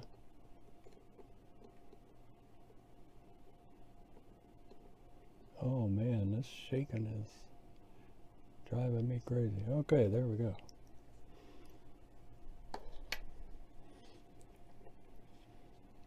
Then we'll tidy all these wires up when we're done playing. I put the heat sink on that chip on the converter board. So that's done. All our wiring is tight. All right.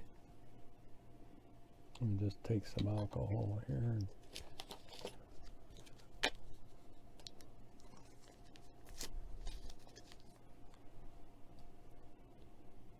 wipe off any debris.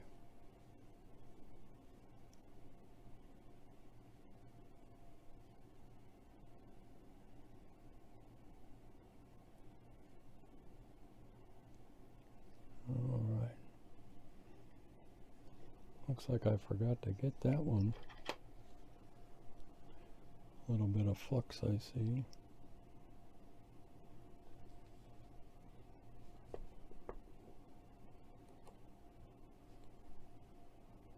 There we go. That'll get it.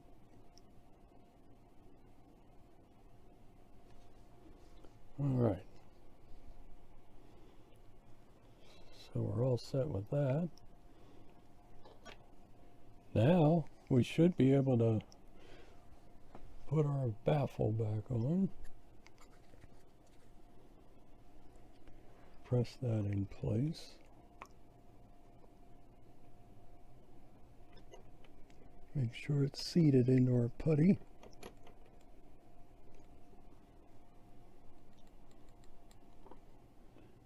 Plenty of clearance for our shell to go on. All right.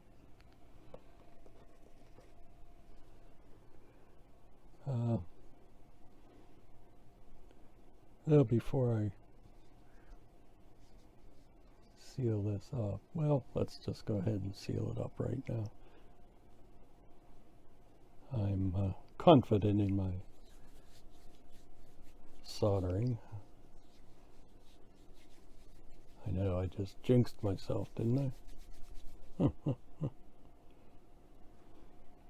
Alright. Let me just try to seal this off here.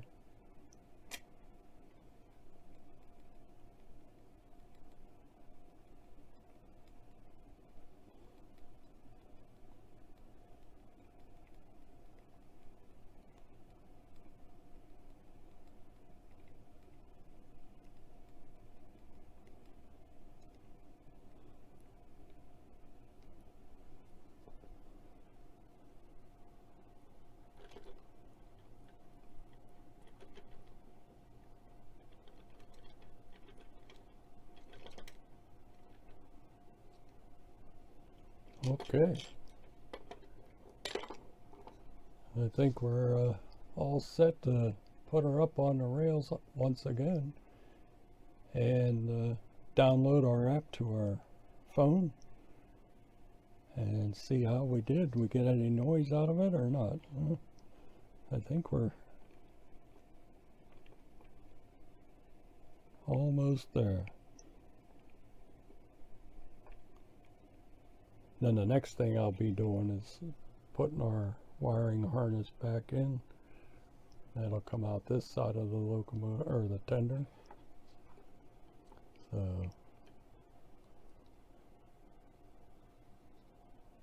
yeah. Alright, let's put her up on the rails and see what we got.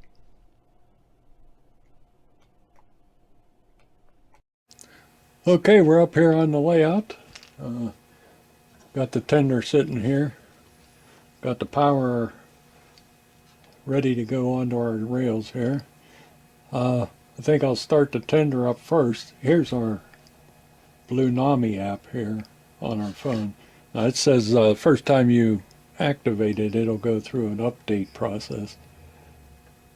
So, now that our board's hooked up, let's see what happens when we turn the power on.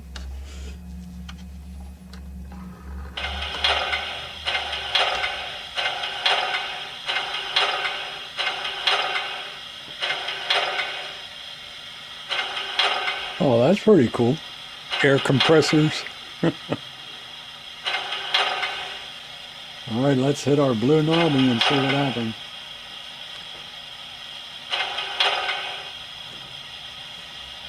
Blunami would like to use Bluetooth. Okay.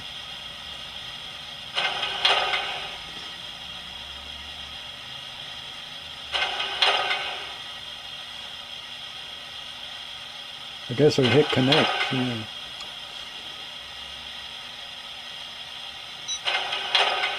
Got a thumbs up there. We're connected.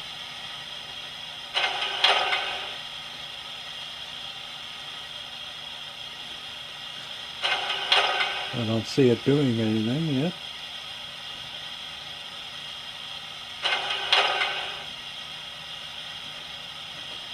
That's not a button. Okay, standard. Okay. No? There it is.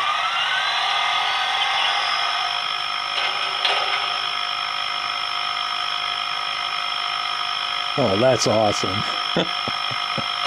Dynamo spins up. Did you hear the whistle? That's cool.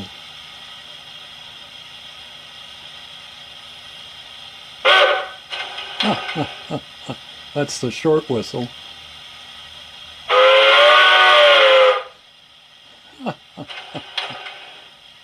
Oh, this is cool. It even tells you the voltage the board's getting, 16 volts. So that's cool. That's a good way we keep an eye on our board here. We don't need to have.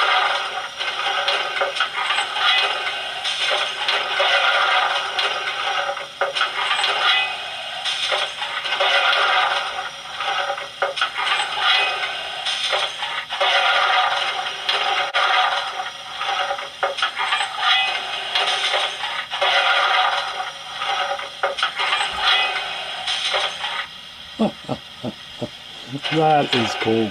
But if you go down here to the gear, Okay, we got the 4408, that's our board. Sound setting, light, speed, CV settings, consist function.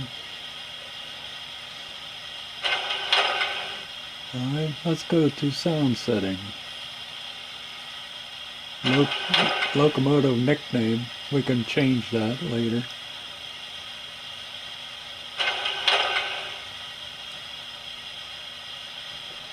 You know,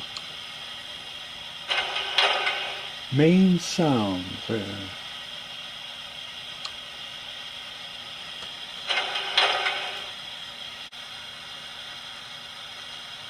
We need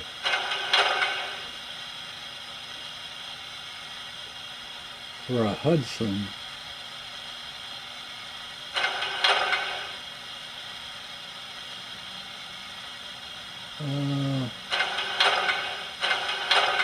it's a 6-chime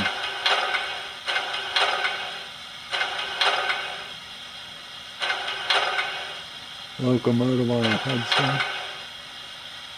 Nathan, that's a 5-chime. Oops.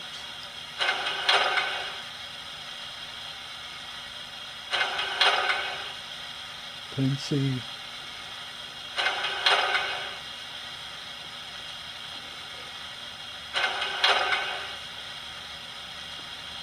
Southern Pacific. Boy, there's a lot to choose from there.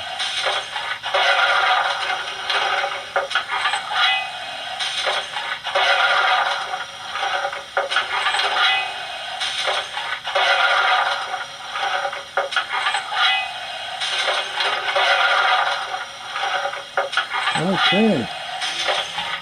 Anyway, let's just change one of these, see what we can find. I think it's a Nathan. Well, I might be wrong. There's a Nathan 5-chime.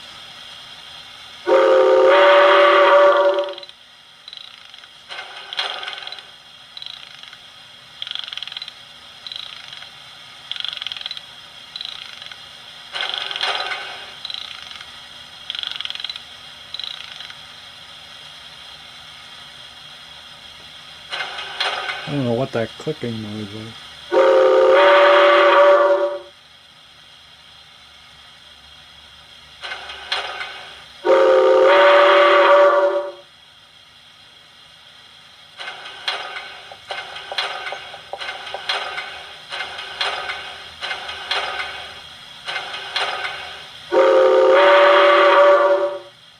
That's pretty cool.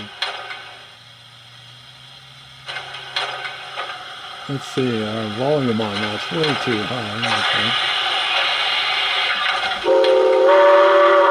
think. That's much better. Blowing out the speaker there. Let's see, a bell. What do we got?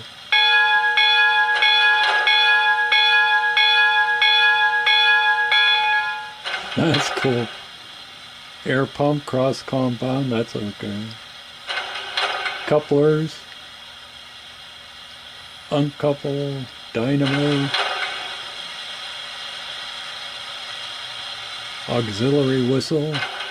I guess that's if you have an air horn and a steam whistle. There's other sounds, the blower. Side rod clank. Oh, that's cool. Cylinder cocks.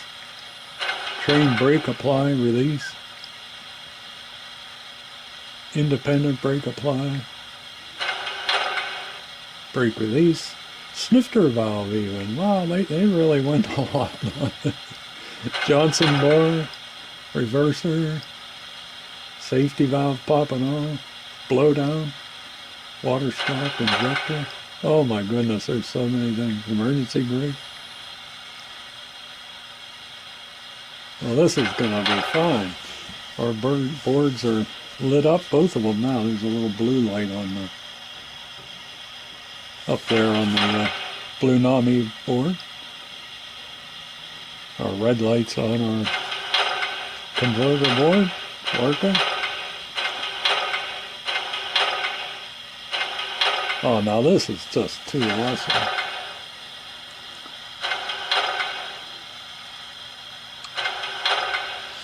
Lights, speed, CV settings. You can actually do, you know, momentum with the throttle and everything.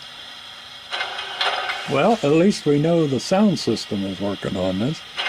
The next step is to hook up our locomotive wiring, our tether there, and see if it actually operates the locomotive.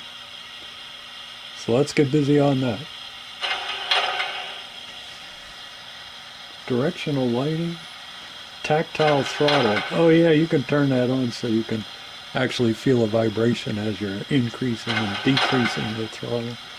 That's pretty cool. I saw them talk about that.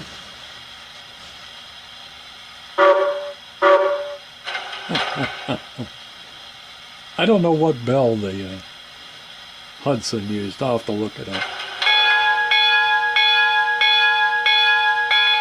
But that one sounds pretty good. And here's the long whistle.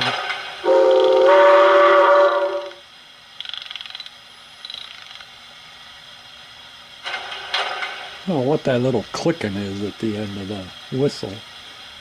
Do you hear that?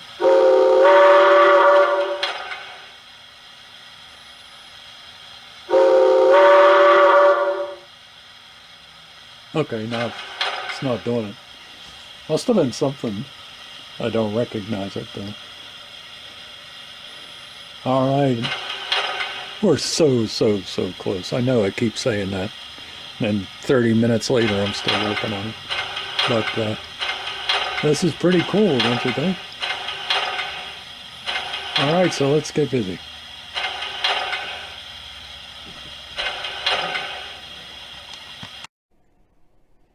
Okay, we're back on the work table here. And we're ready to put our harness in place.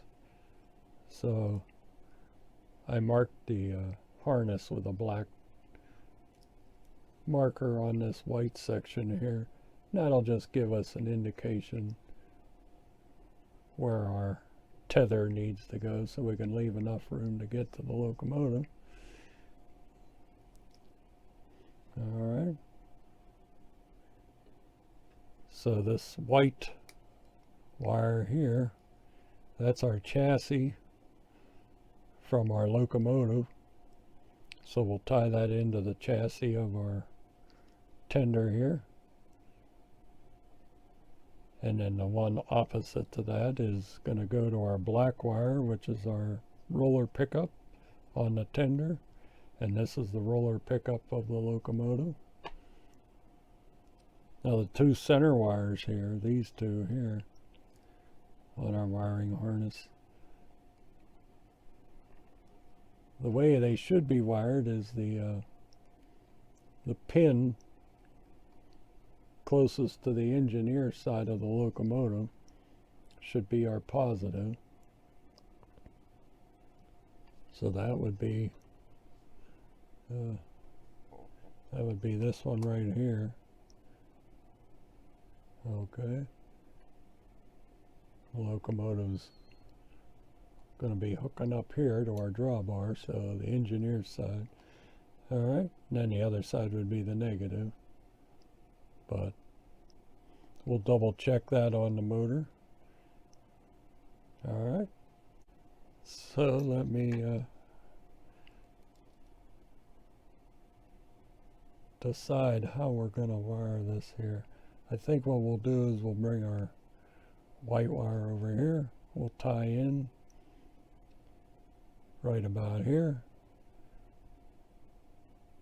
Alright. Then we'll hot glue this down to the baffle here, like I did with the rail sounds board. That sounds good. Let's start with that.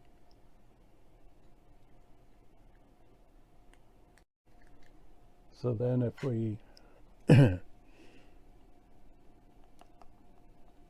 one's already ready to go. Let me twist this one. Get that.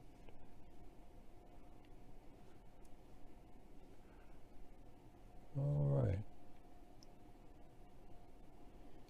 Let me get a piece of heat shrink on our white wire here to start the process. I think we'll have to go with yellow again. Don't have any white.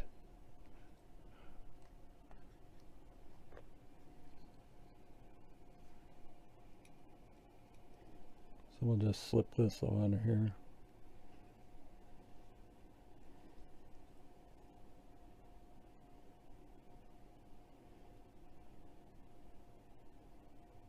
Try to keep you in the camera range here. All right.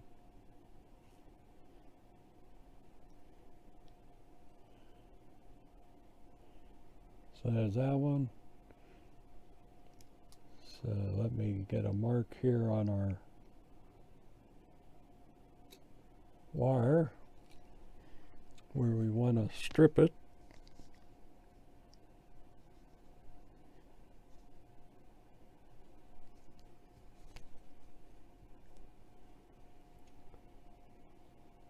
Let me see about pulling that a little more taut there. I think that'll be good. Not too tight. And then, all right, right here.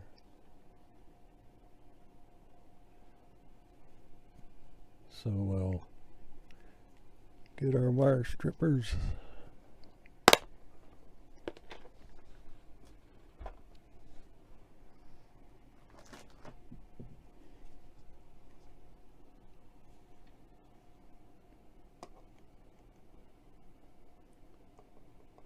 Make sure, gotta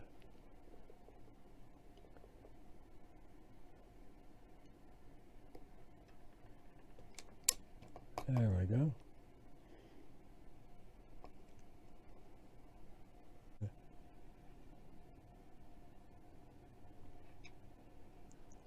All right.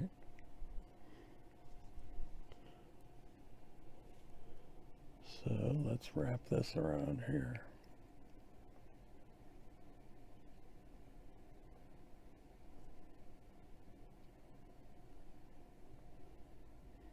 Oh, you know what?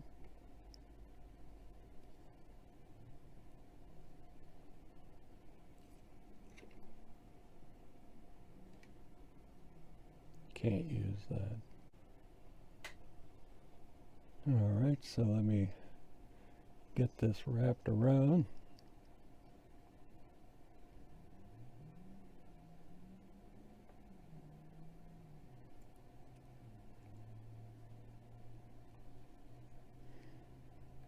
Make sure we got a good wrap on this. Then I'll paint this with the liquid insulation. Okay.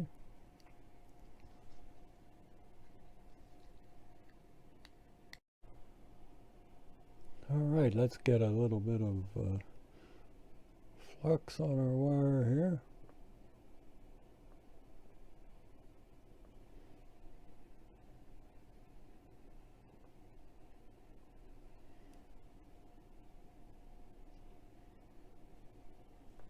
That should be enough.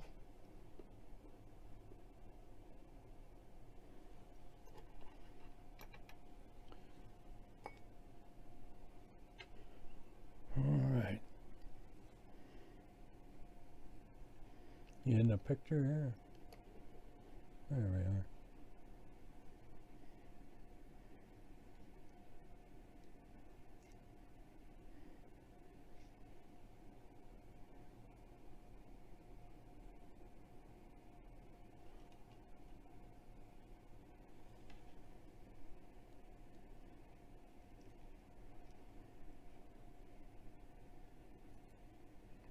Oh, I don't want to be that close. Not with my shaky fingers. All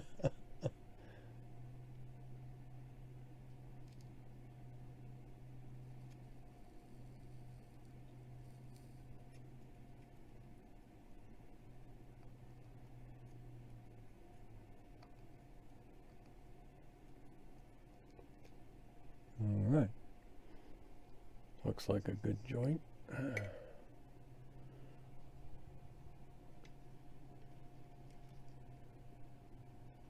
Oh yeah, we're in good shape.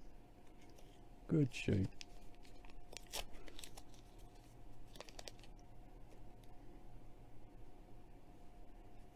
Clean off our flux.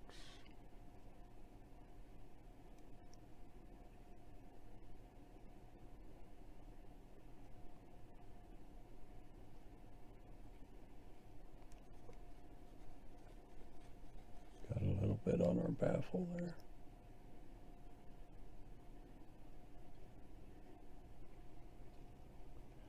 Alright, let's make sure we're in the right spot.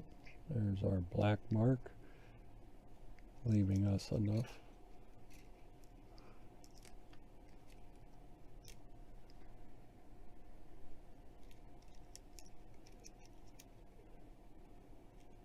Oh yeah, very good. Okay, so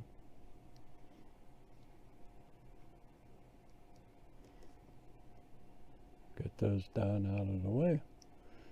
Alright, our next one will be our center rail pickup. That's going to go over here. Let's make sure we got enough. Yeah, okay. Alright, so we got to tap into this wire here. I could just break this. We'll add a jumper right here at this extension.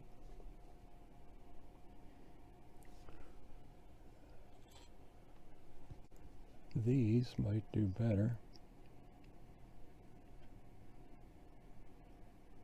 Oh yeah, get that right in there.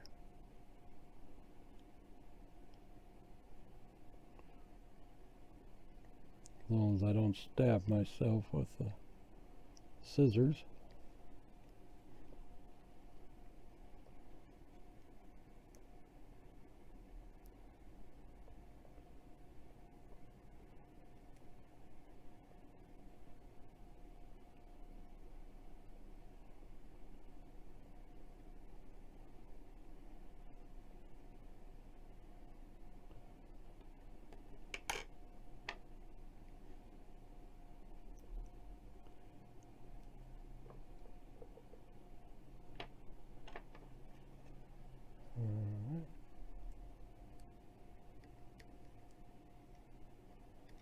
Cut this excess off here.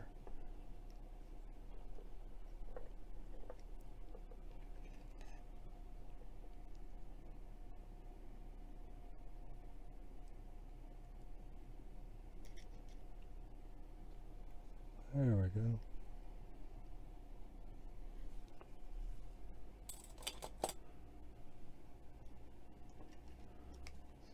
So, got a piece of black wire here.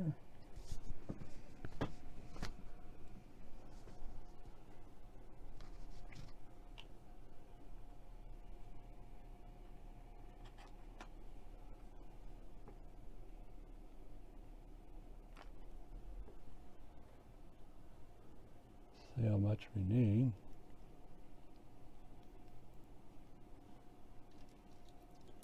So we put that down like that.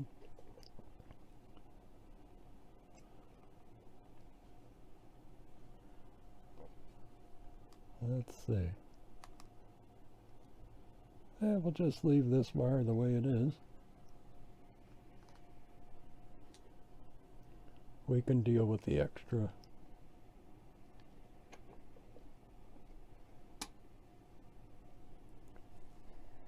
So let's cut that off. Give us enough.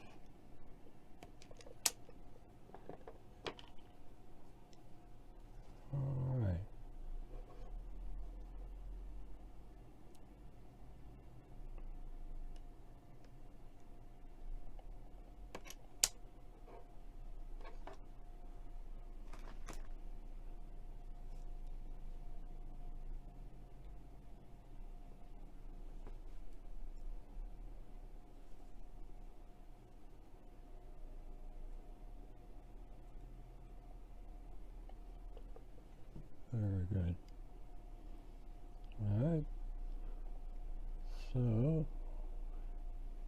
let's wrap this around here.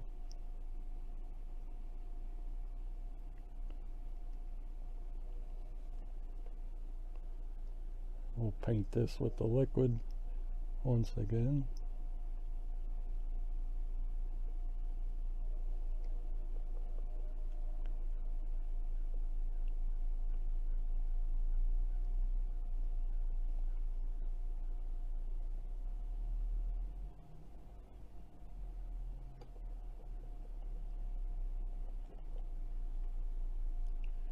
All right.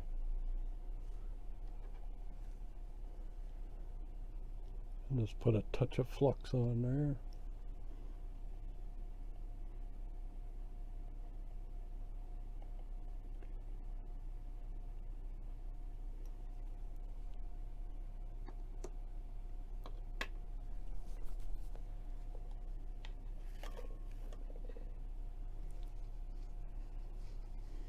Okay.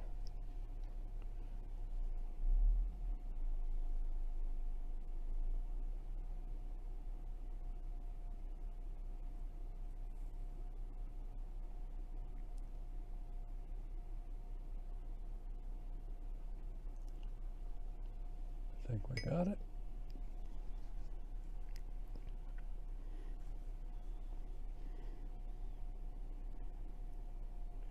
Oh yeah, she's caught.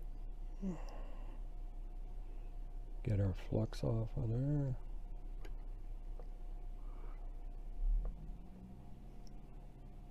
I always wipe the flux off because I don't, some of it's a little bit acidic. Don't want it to start corrosion over the years. I've never had a problem with it, all the projects I've done, so, but better safe than sorry. Alright, so that one's there. And now this one we could put some heat shrink on here. So let me get a piece of black.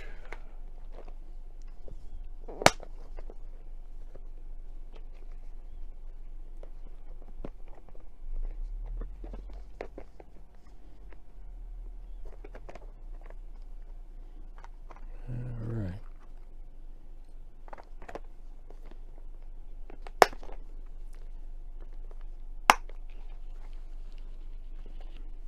There's nothing else we have to hook up to that, so we could slide this on.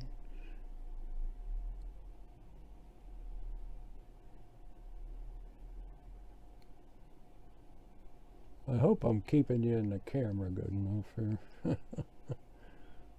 Alright. Where's our...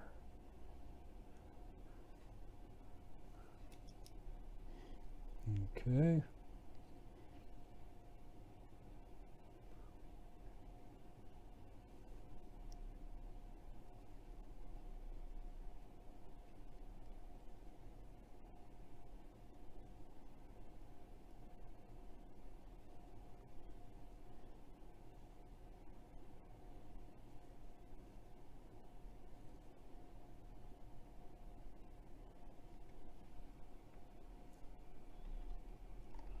Alright, a little bit of flux.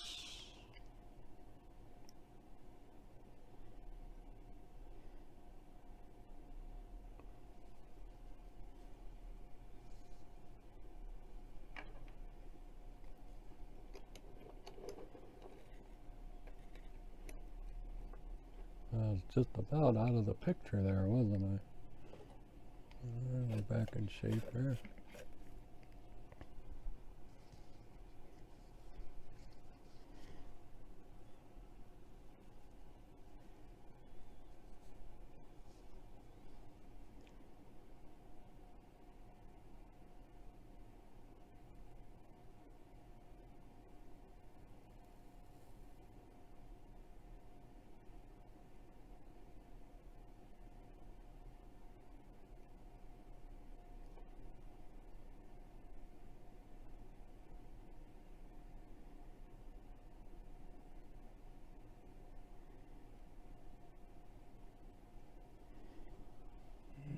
Okay.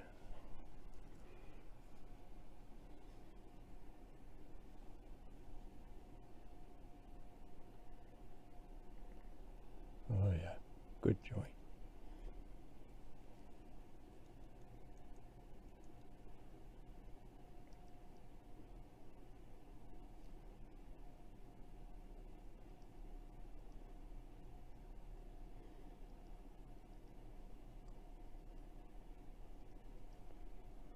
Very good. Let's slide our heat shrink up over that joint.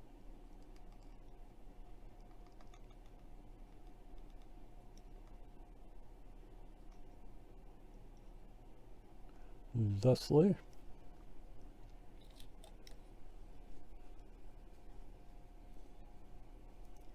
I'll hit this one with the lighter. Get that all shrunk down.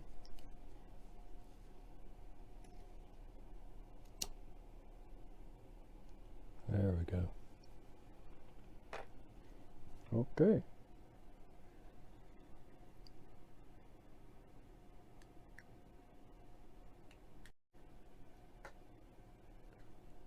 So now we're going to need, well, we'll convert this to a red wire. Let's see here. Closest to the engineer's side is this wire. So we got to go to our motor leads. Where are they? Motor positive. Oh, they're right there. So all for the want of a little bit of wire here. We could have made that. Oh well. We'll get her on there.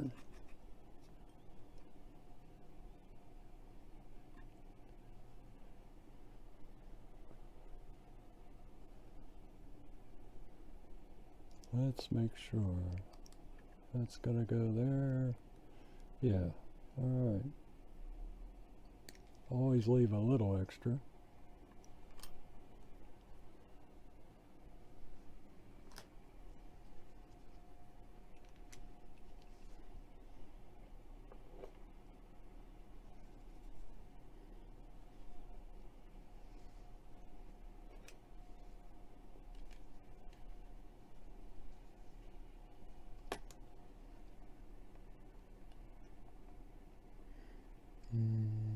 Don't need a lot off that end to go into our screw terminal.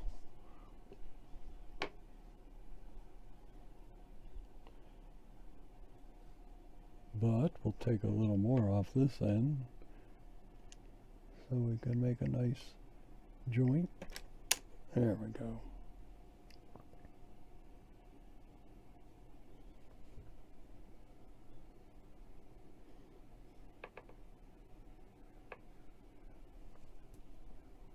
Alright, so we'll tin this after we get this connected. Let's see. Engineer's side, there we are.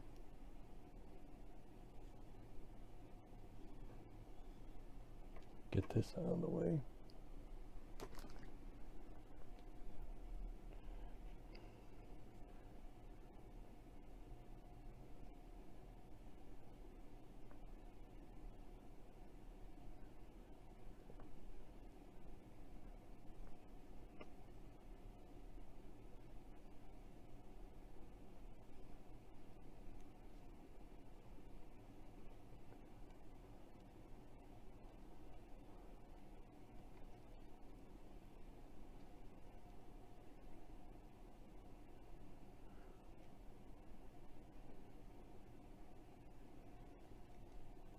Alright. So a little bit more flux once again.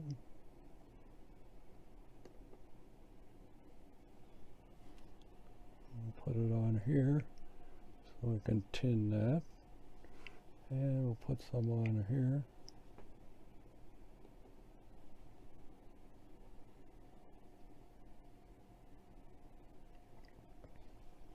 Very good. I think I'll bring our helping hands up to help us here. Hold this wire.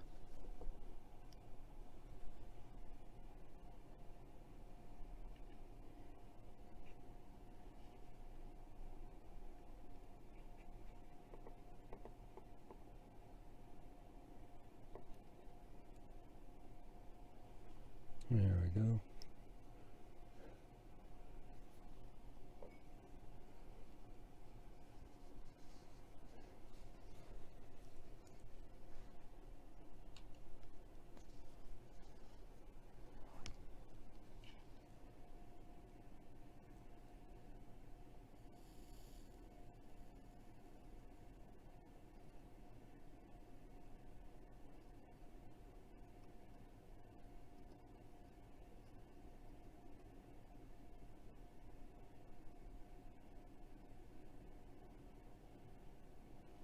Very nice.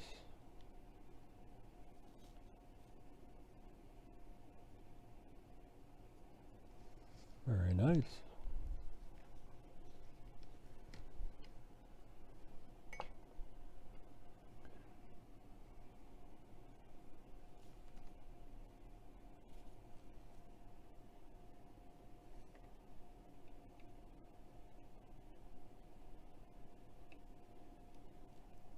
Are you guys and gals bored out of your mind yet?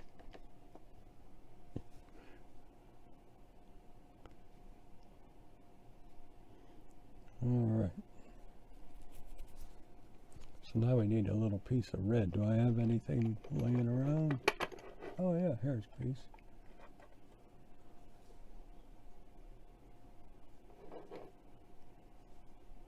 See if this is long enough to cover our whole connection here.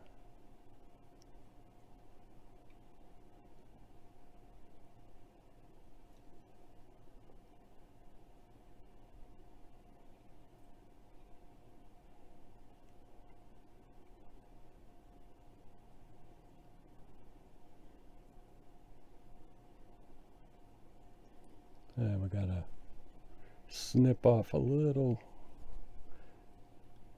piece there that's holding us up.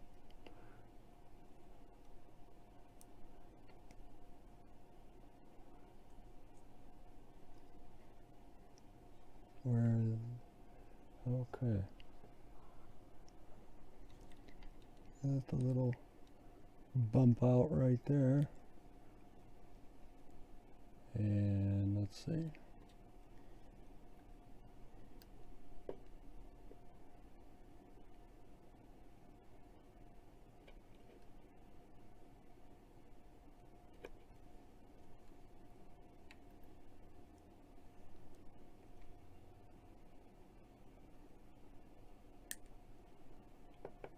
All right, I think that'll be good.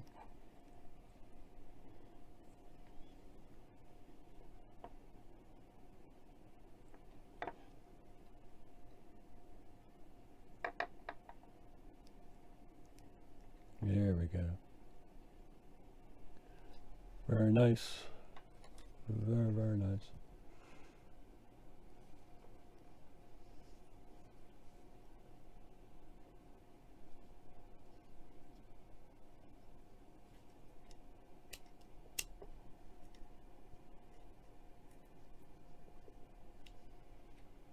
All right.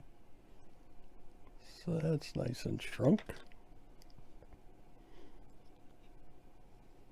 All right, what do we got? One more wire here. And this is the negative side. So I think we'll go with the green since that's what we were, let's see, black,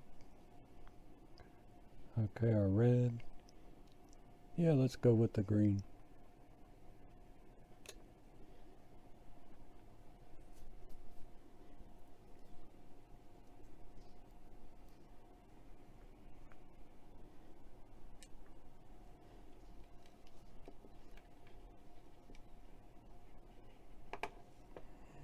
Alright, just a little bit off for our screw terminal side.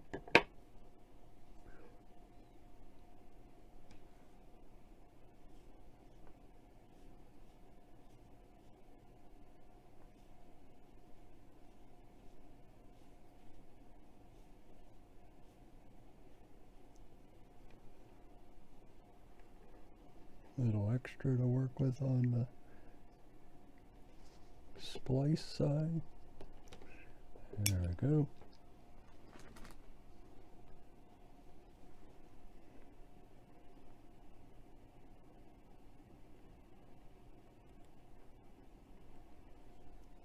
There's that.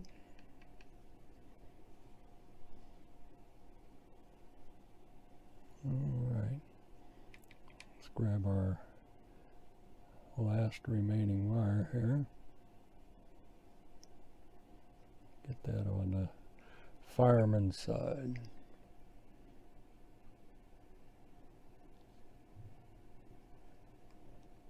I always start these off with a T shape like that, and then just grab one piece there and just start twisting it around. Usually gives a very nice splice there. And finish wrapping that around the other wire.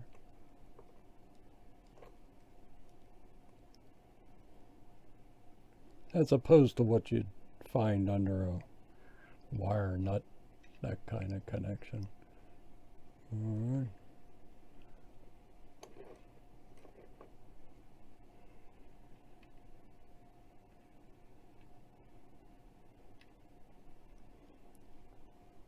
Very good. A little bit of flux for this situation.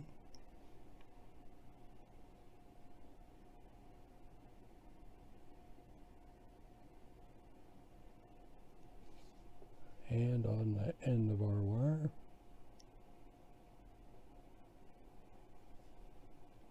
Oh, we got a stray strand there.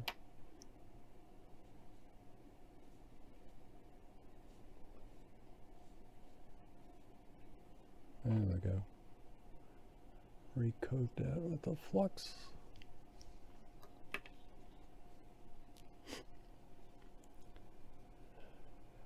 Bring our helping hands back into our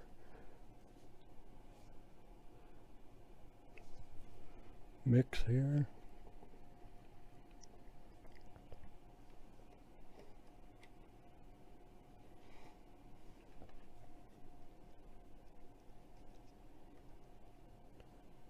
All right. I don't want to burn anything here, so we'll tuck that under the tender for now.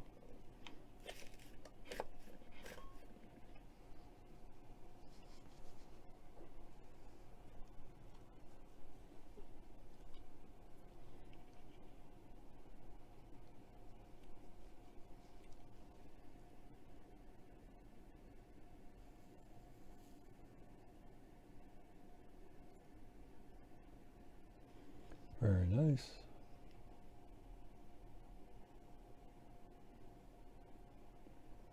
Very nice.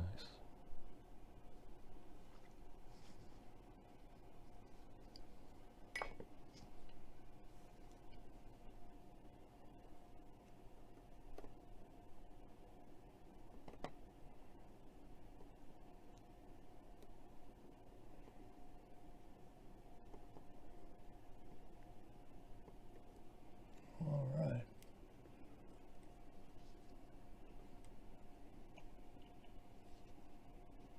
Don't forget the tip here. There we go. And let's see if our yellow, since we don't have green, I haven't found my green marker yet, so I'll have to deal with this, coloring this a little bit later. There we go.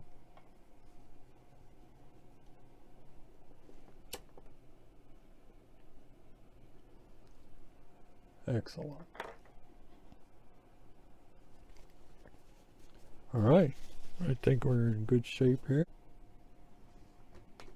Let me get rid of our helping hands here.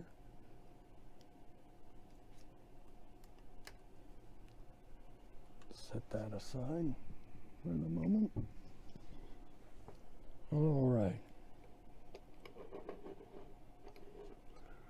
So now we should be able to put our red, which is our center, or I mean our engineer's side, which should be positive. We can switch them around if we need to.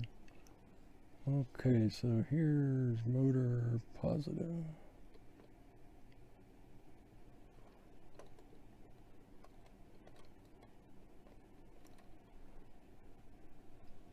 Oh, why I can never find the hole.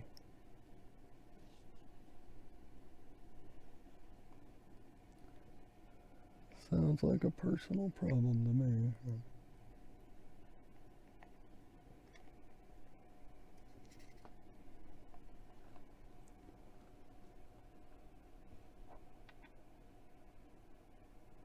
There it is.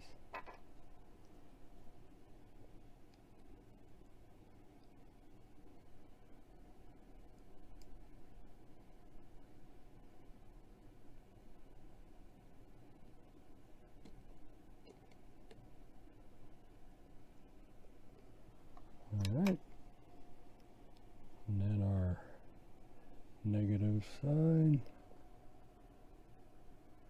motor negative.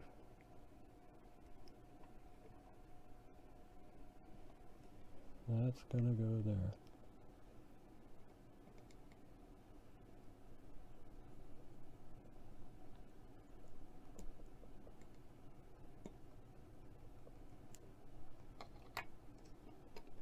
Okay, good connection. All right.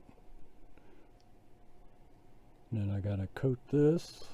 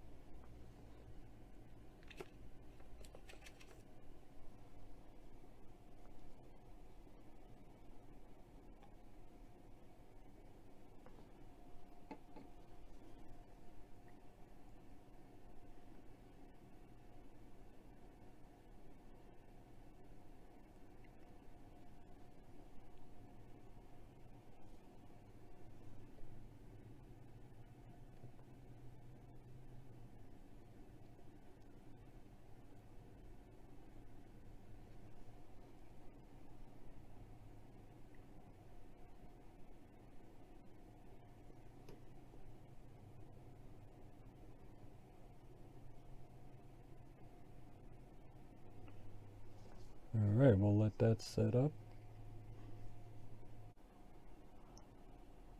Oh, you guys didn't tell me. I didn't coat this wire here. You're probably yelling at the screen. You forgot one. We'll get her.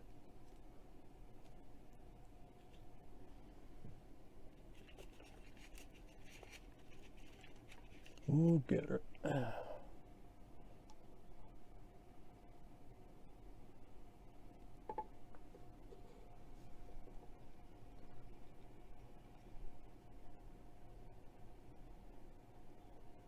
There we go.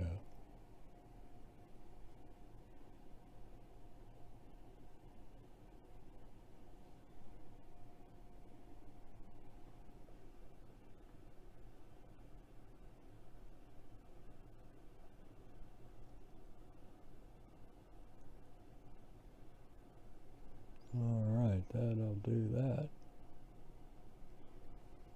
Keep our center rails from touching anything. Okay folks, we're back up on the rails here. We're getting close, real close.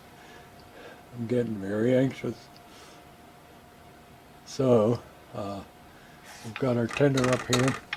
Let's make sure we didn't make any mistakes. I got my locomotive sitting beside the rails here.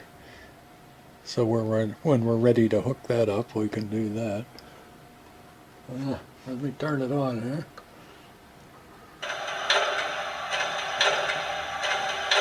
Okay.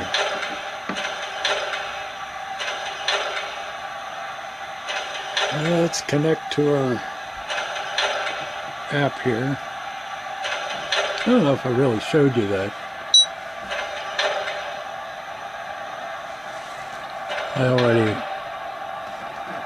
titled it the Hudson 5405. And if we just click on that.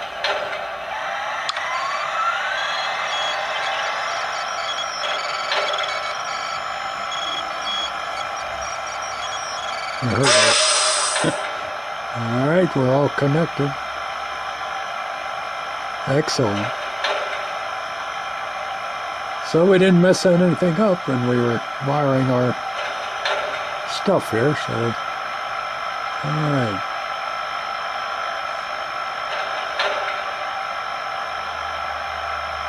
I think that's a good sign.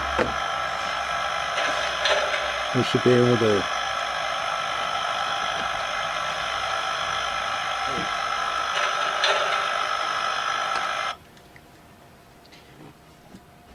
able to put our tender shell back on. I haven't gathered all the wires together yet. I just want to make sure everything's going to fit properly. So let's see, we have our shell here. Let's see, oh, we need to get our coal load too, but for the moment we'll start with the shell. Guide our tether through there. I'm in your way anytime. Well, sorry about that.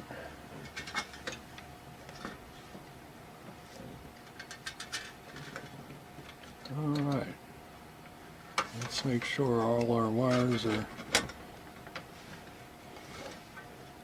gathered up inside there.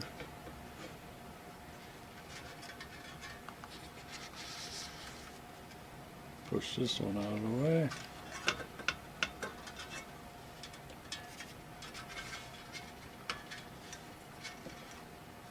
Get our tether up in there. Yeah, once I'm sure it's going to work with all of this on there, then we can finalize all our wiring. Get some zip ties on everything.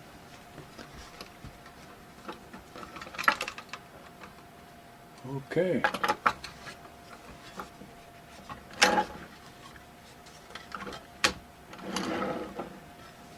Let's take a look here. There's our tether right here. Can you see that? Am I in the picture okay? Alright. Alright. So we got a wire pinch there. We got to move that. Alright, there we go. Alright, let me put it back on the rails.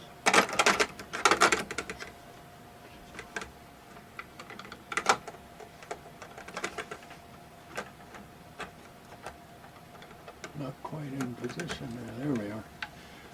Okay. Now we're all set. This should sound much better with the shell and the coal load on top. So let's do that.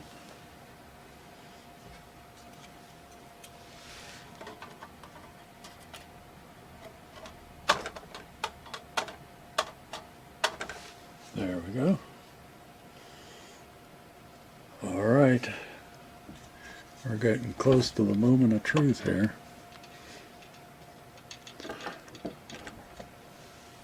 Be good if we had the tender on the right way.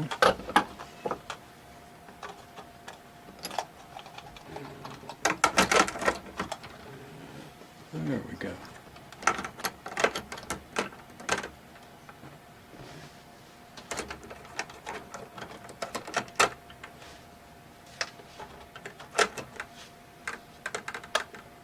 Alright, let's make sure tender shells are in place. Bring on the Hudson.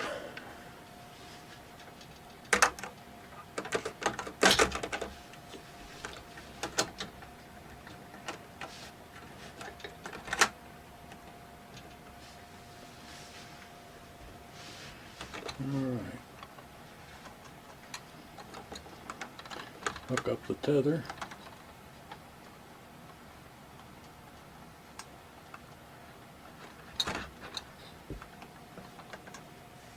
Let me grab my needle nose right here.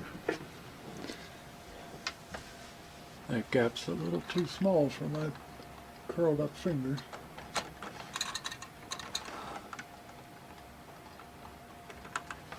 There we go, that made it easier.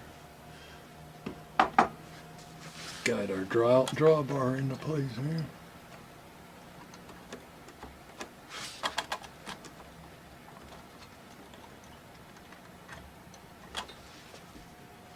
All right. Now remember, I didn't do anything with the LED headlights or the class lights. They're still directly connected to the chassis and the center rollers of the locomotive because they're rectified, so I didn't wire them to the board. So they'll just stay on anytime power's on. Well, let's see if anything blows up when we turn the power on. We got our motor leads right. Let's see.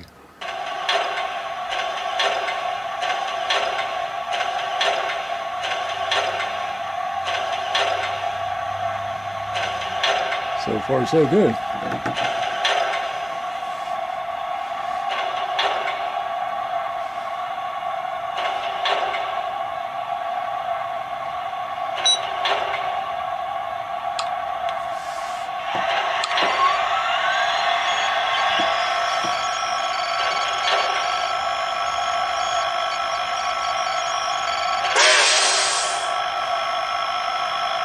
Okay, the whistle works.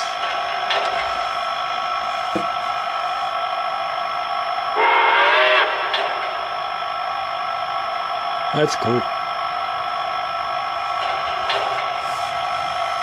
Let's see. I'll try to let you see as much as I can here, but okay, we got 16 volts to the board. Our dynamo's running. How about our bell? Sounding good. I was fooling around a little earlier, and I was able to find the Nathan 6-chime whistle.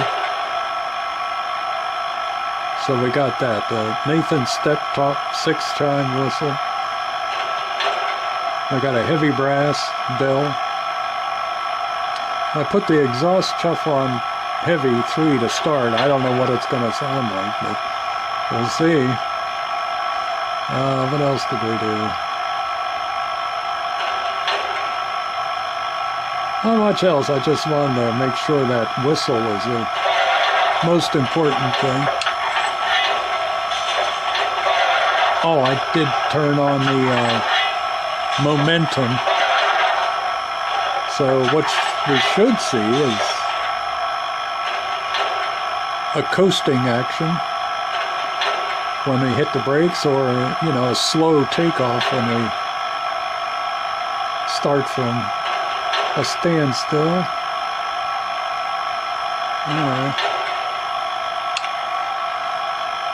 Oh man, I'm a little nervous.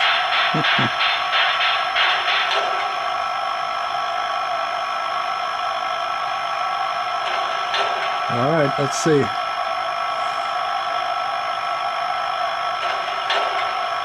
Let's go in reverse first. Yeah.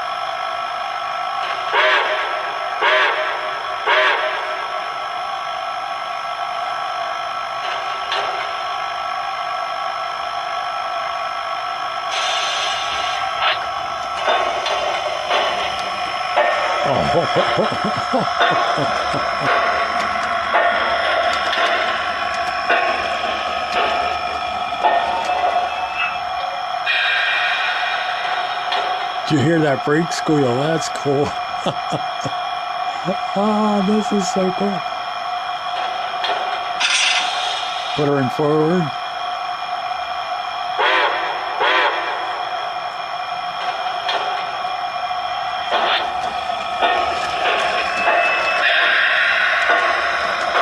Look how slow we can get it to go. Can't get that out of a line-up transformer.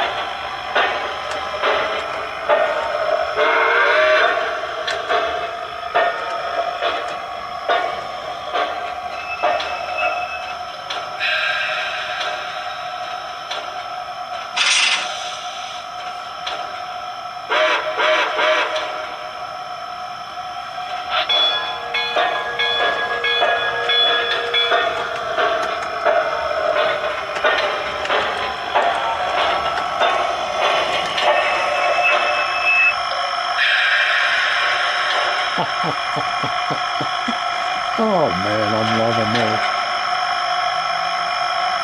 What a deal. Let me hook some cars up to it and take it around the world.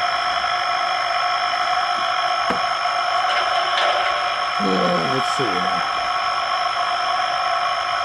I'll put you on pause till I get the cars hooked up.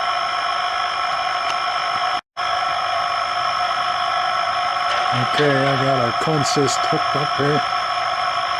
Let's take her around. All our lights are lit in the front. I'll try to follow it with my video camera here, but we'll give it a shot, see what happens. I think there's some crew talk on here too. Let's see. You hit this little speaker. Bell, whistle, short whistle. Yada, yada, yada. Oh, we got a grade crossing. I don't have any grades yet to cross, but let's see.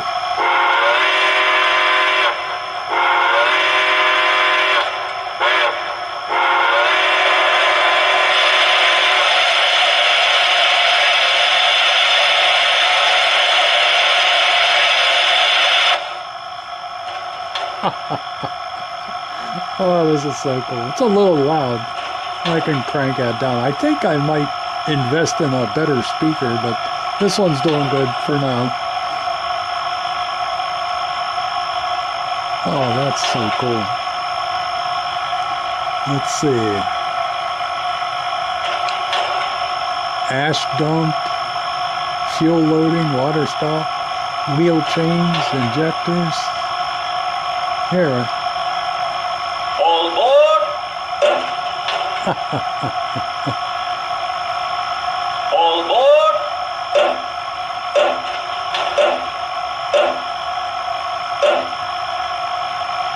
I think that pounding is to mimic door shutting on the passenger car.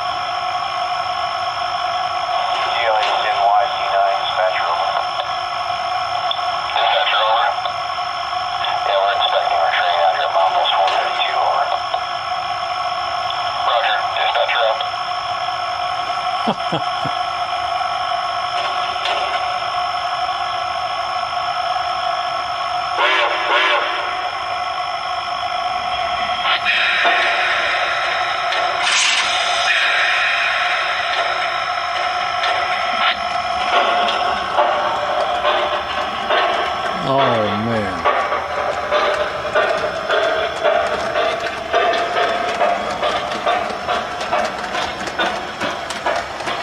See if I can follow it around.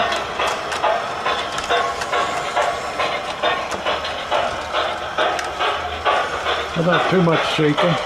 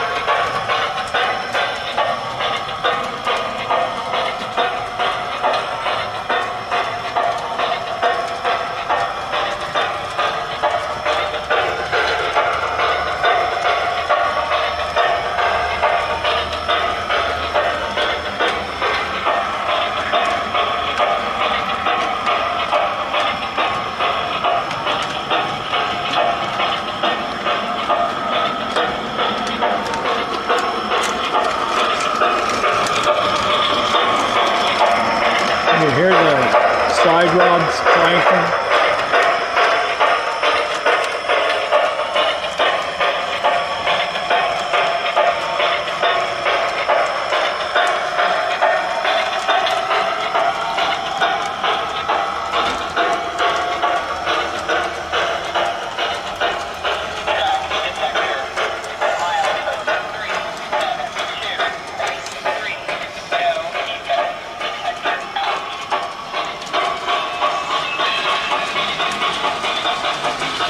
Alright. Increasing speed.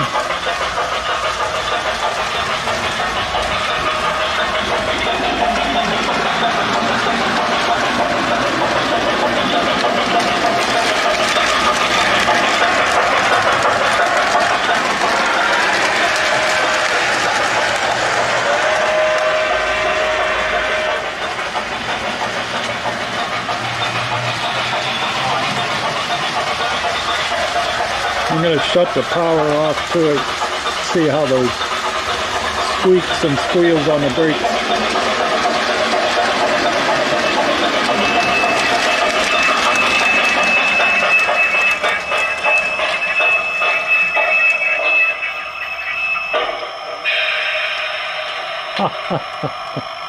Oh, this is wonderful. This is wonderful.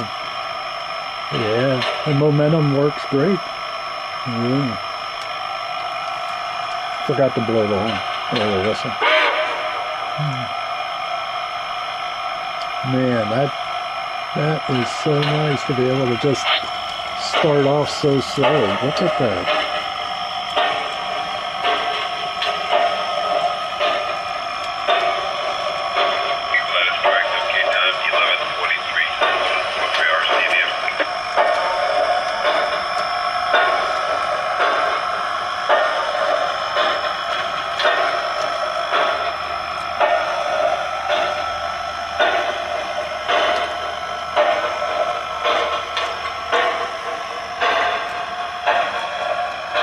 I have the reverb on the echo, or the echo on, I think, on the chuff. I think you can, I just turned it on, I don't know what it was set for, but I can hear a little bit of echo.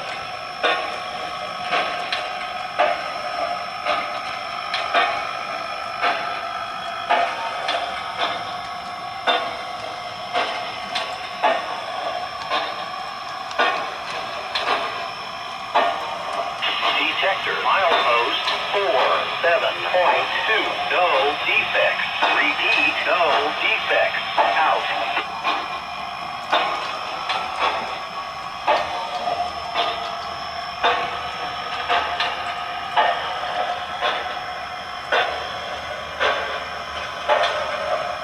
Man, she's maintaining that speed all the way around. If it encounters a grade, there's none on my layout, but the chuffing will increase on its own automatically. Dispatch 11 over. Hey, number 11, you have locomotive maintenance, give us a call about Tether. Call on locomotive now. Thank you. Dispatch, you're out. That crew talk's more of a diesel situation than a steam, but it's still cool anyway.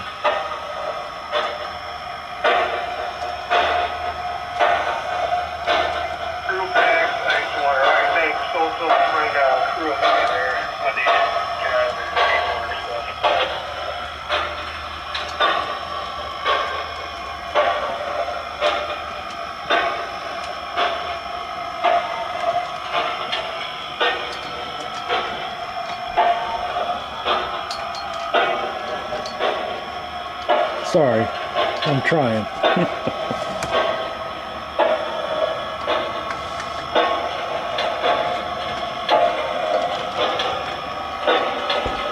You know what's cool is the whistle doesn't slow it down like a post-war locomotive.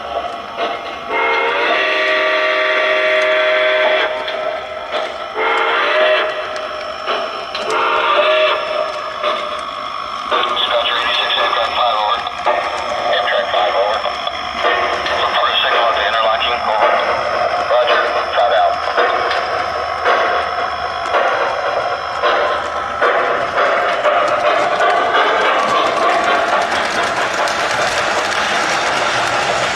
There's no way I'll be able to hit full speed on 054 curves. So this is like a third of the throttle. That's as fast as I'd want to go.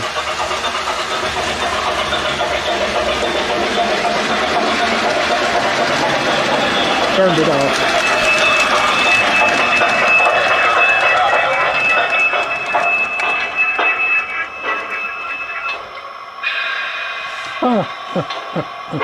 You gotta love that screeching brakes.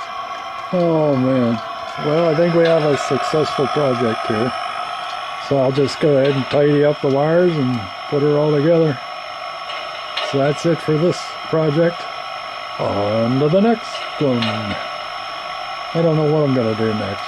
So we'll figure something out. Toodles.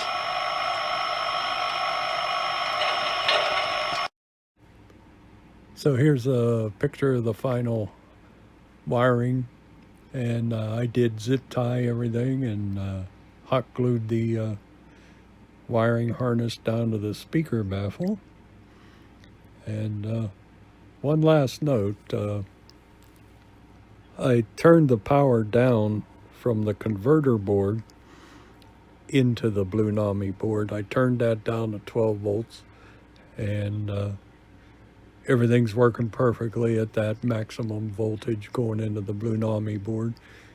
So just wanted to mention that. And remember, this is only for DC motors. Won't work with the AC pre and post-war locomotives. All right. Toodles. Again.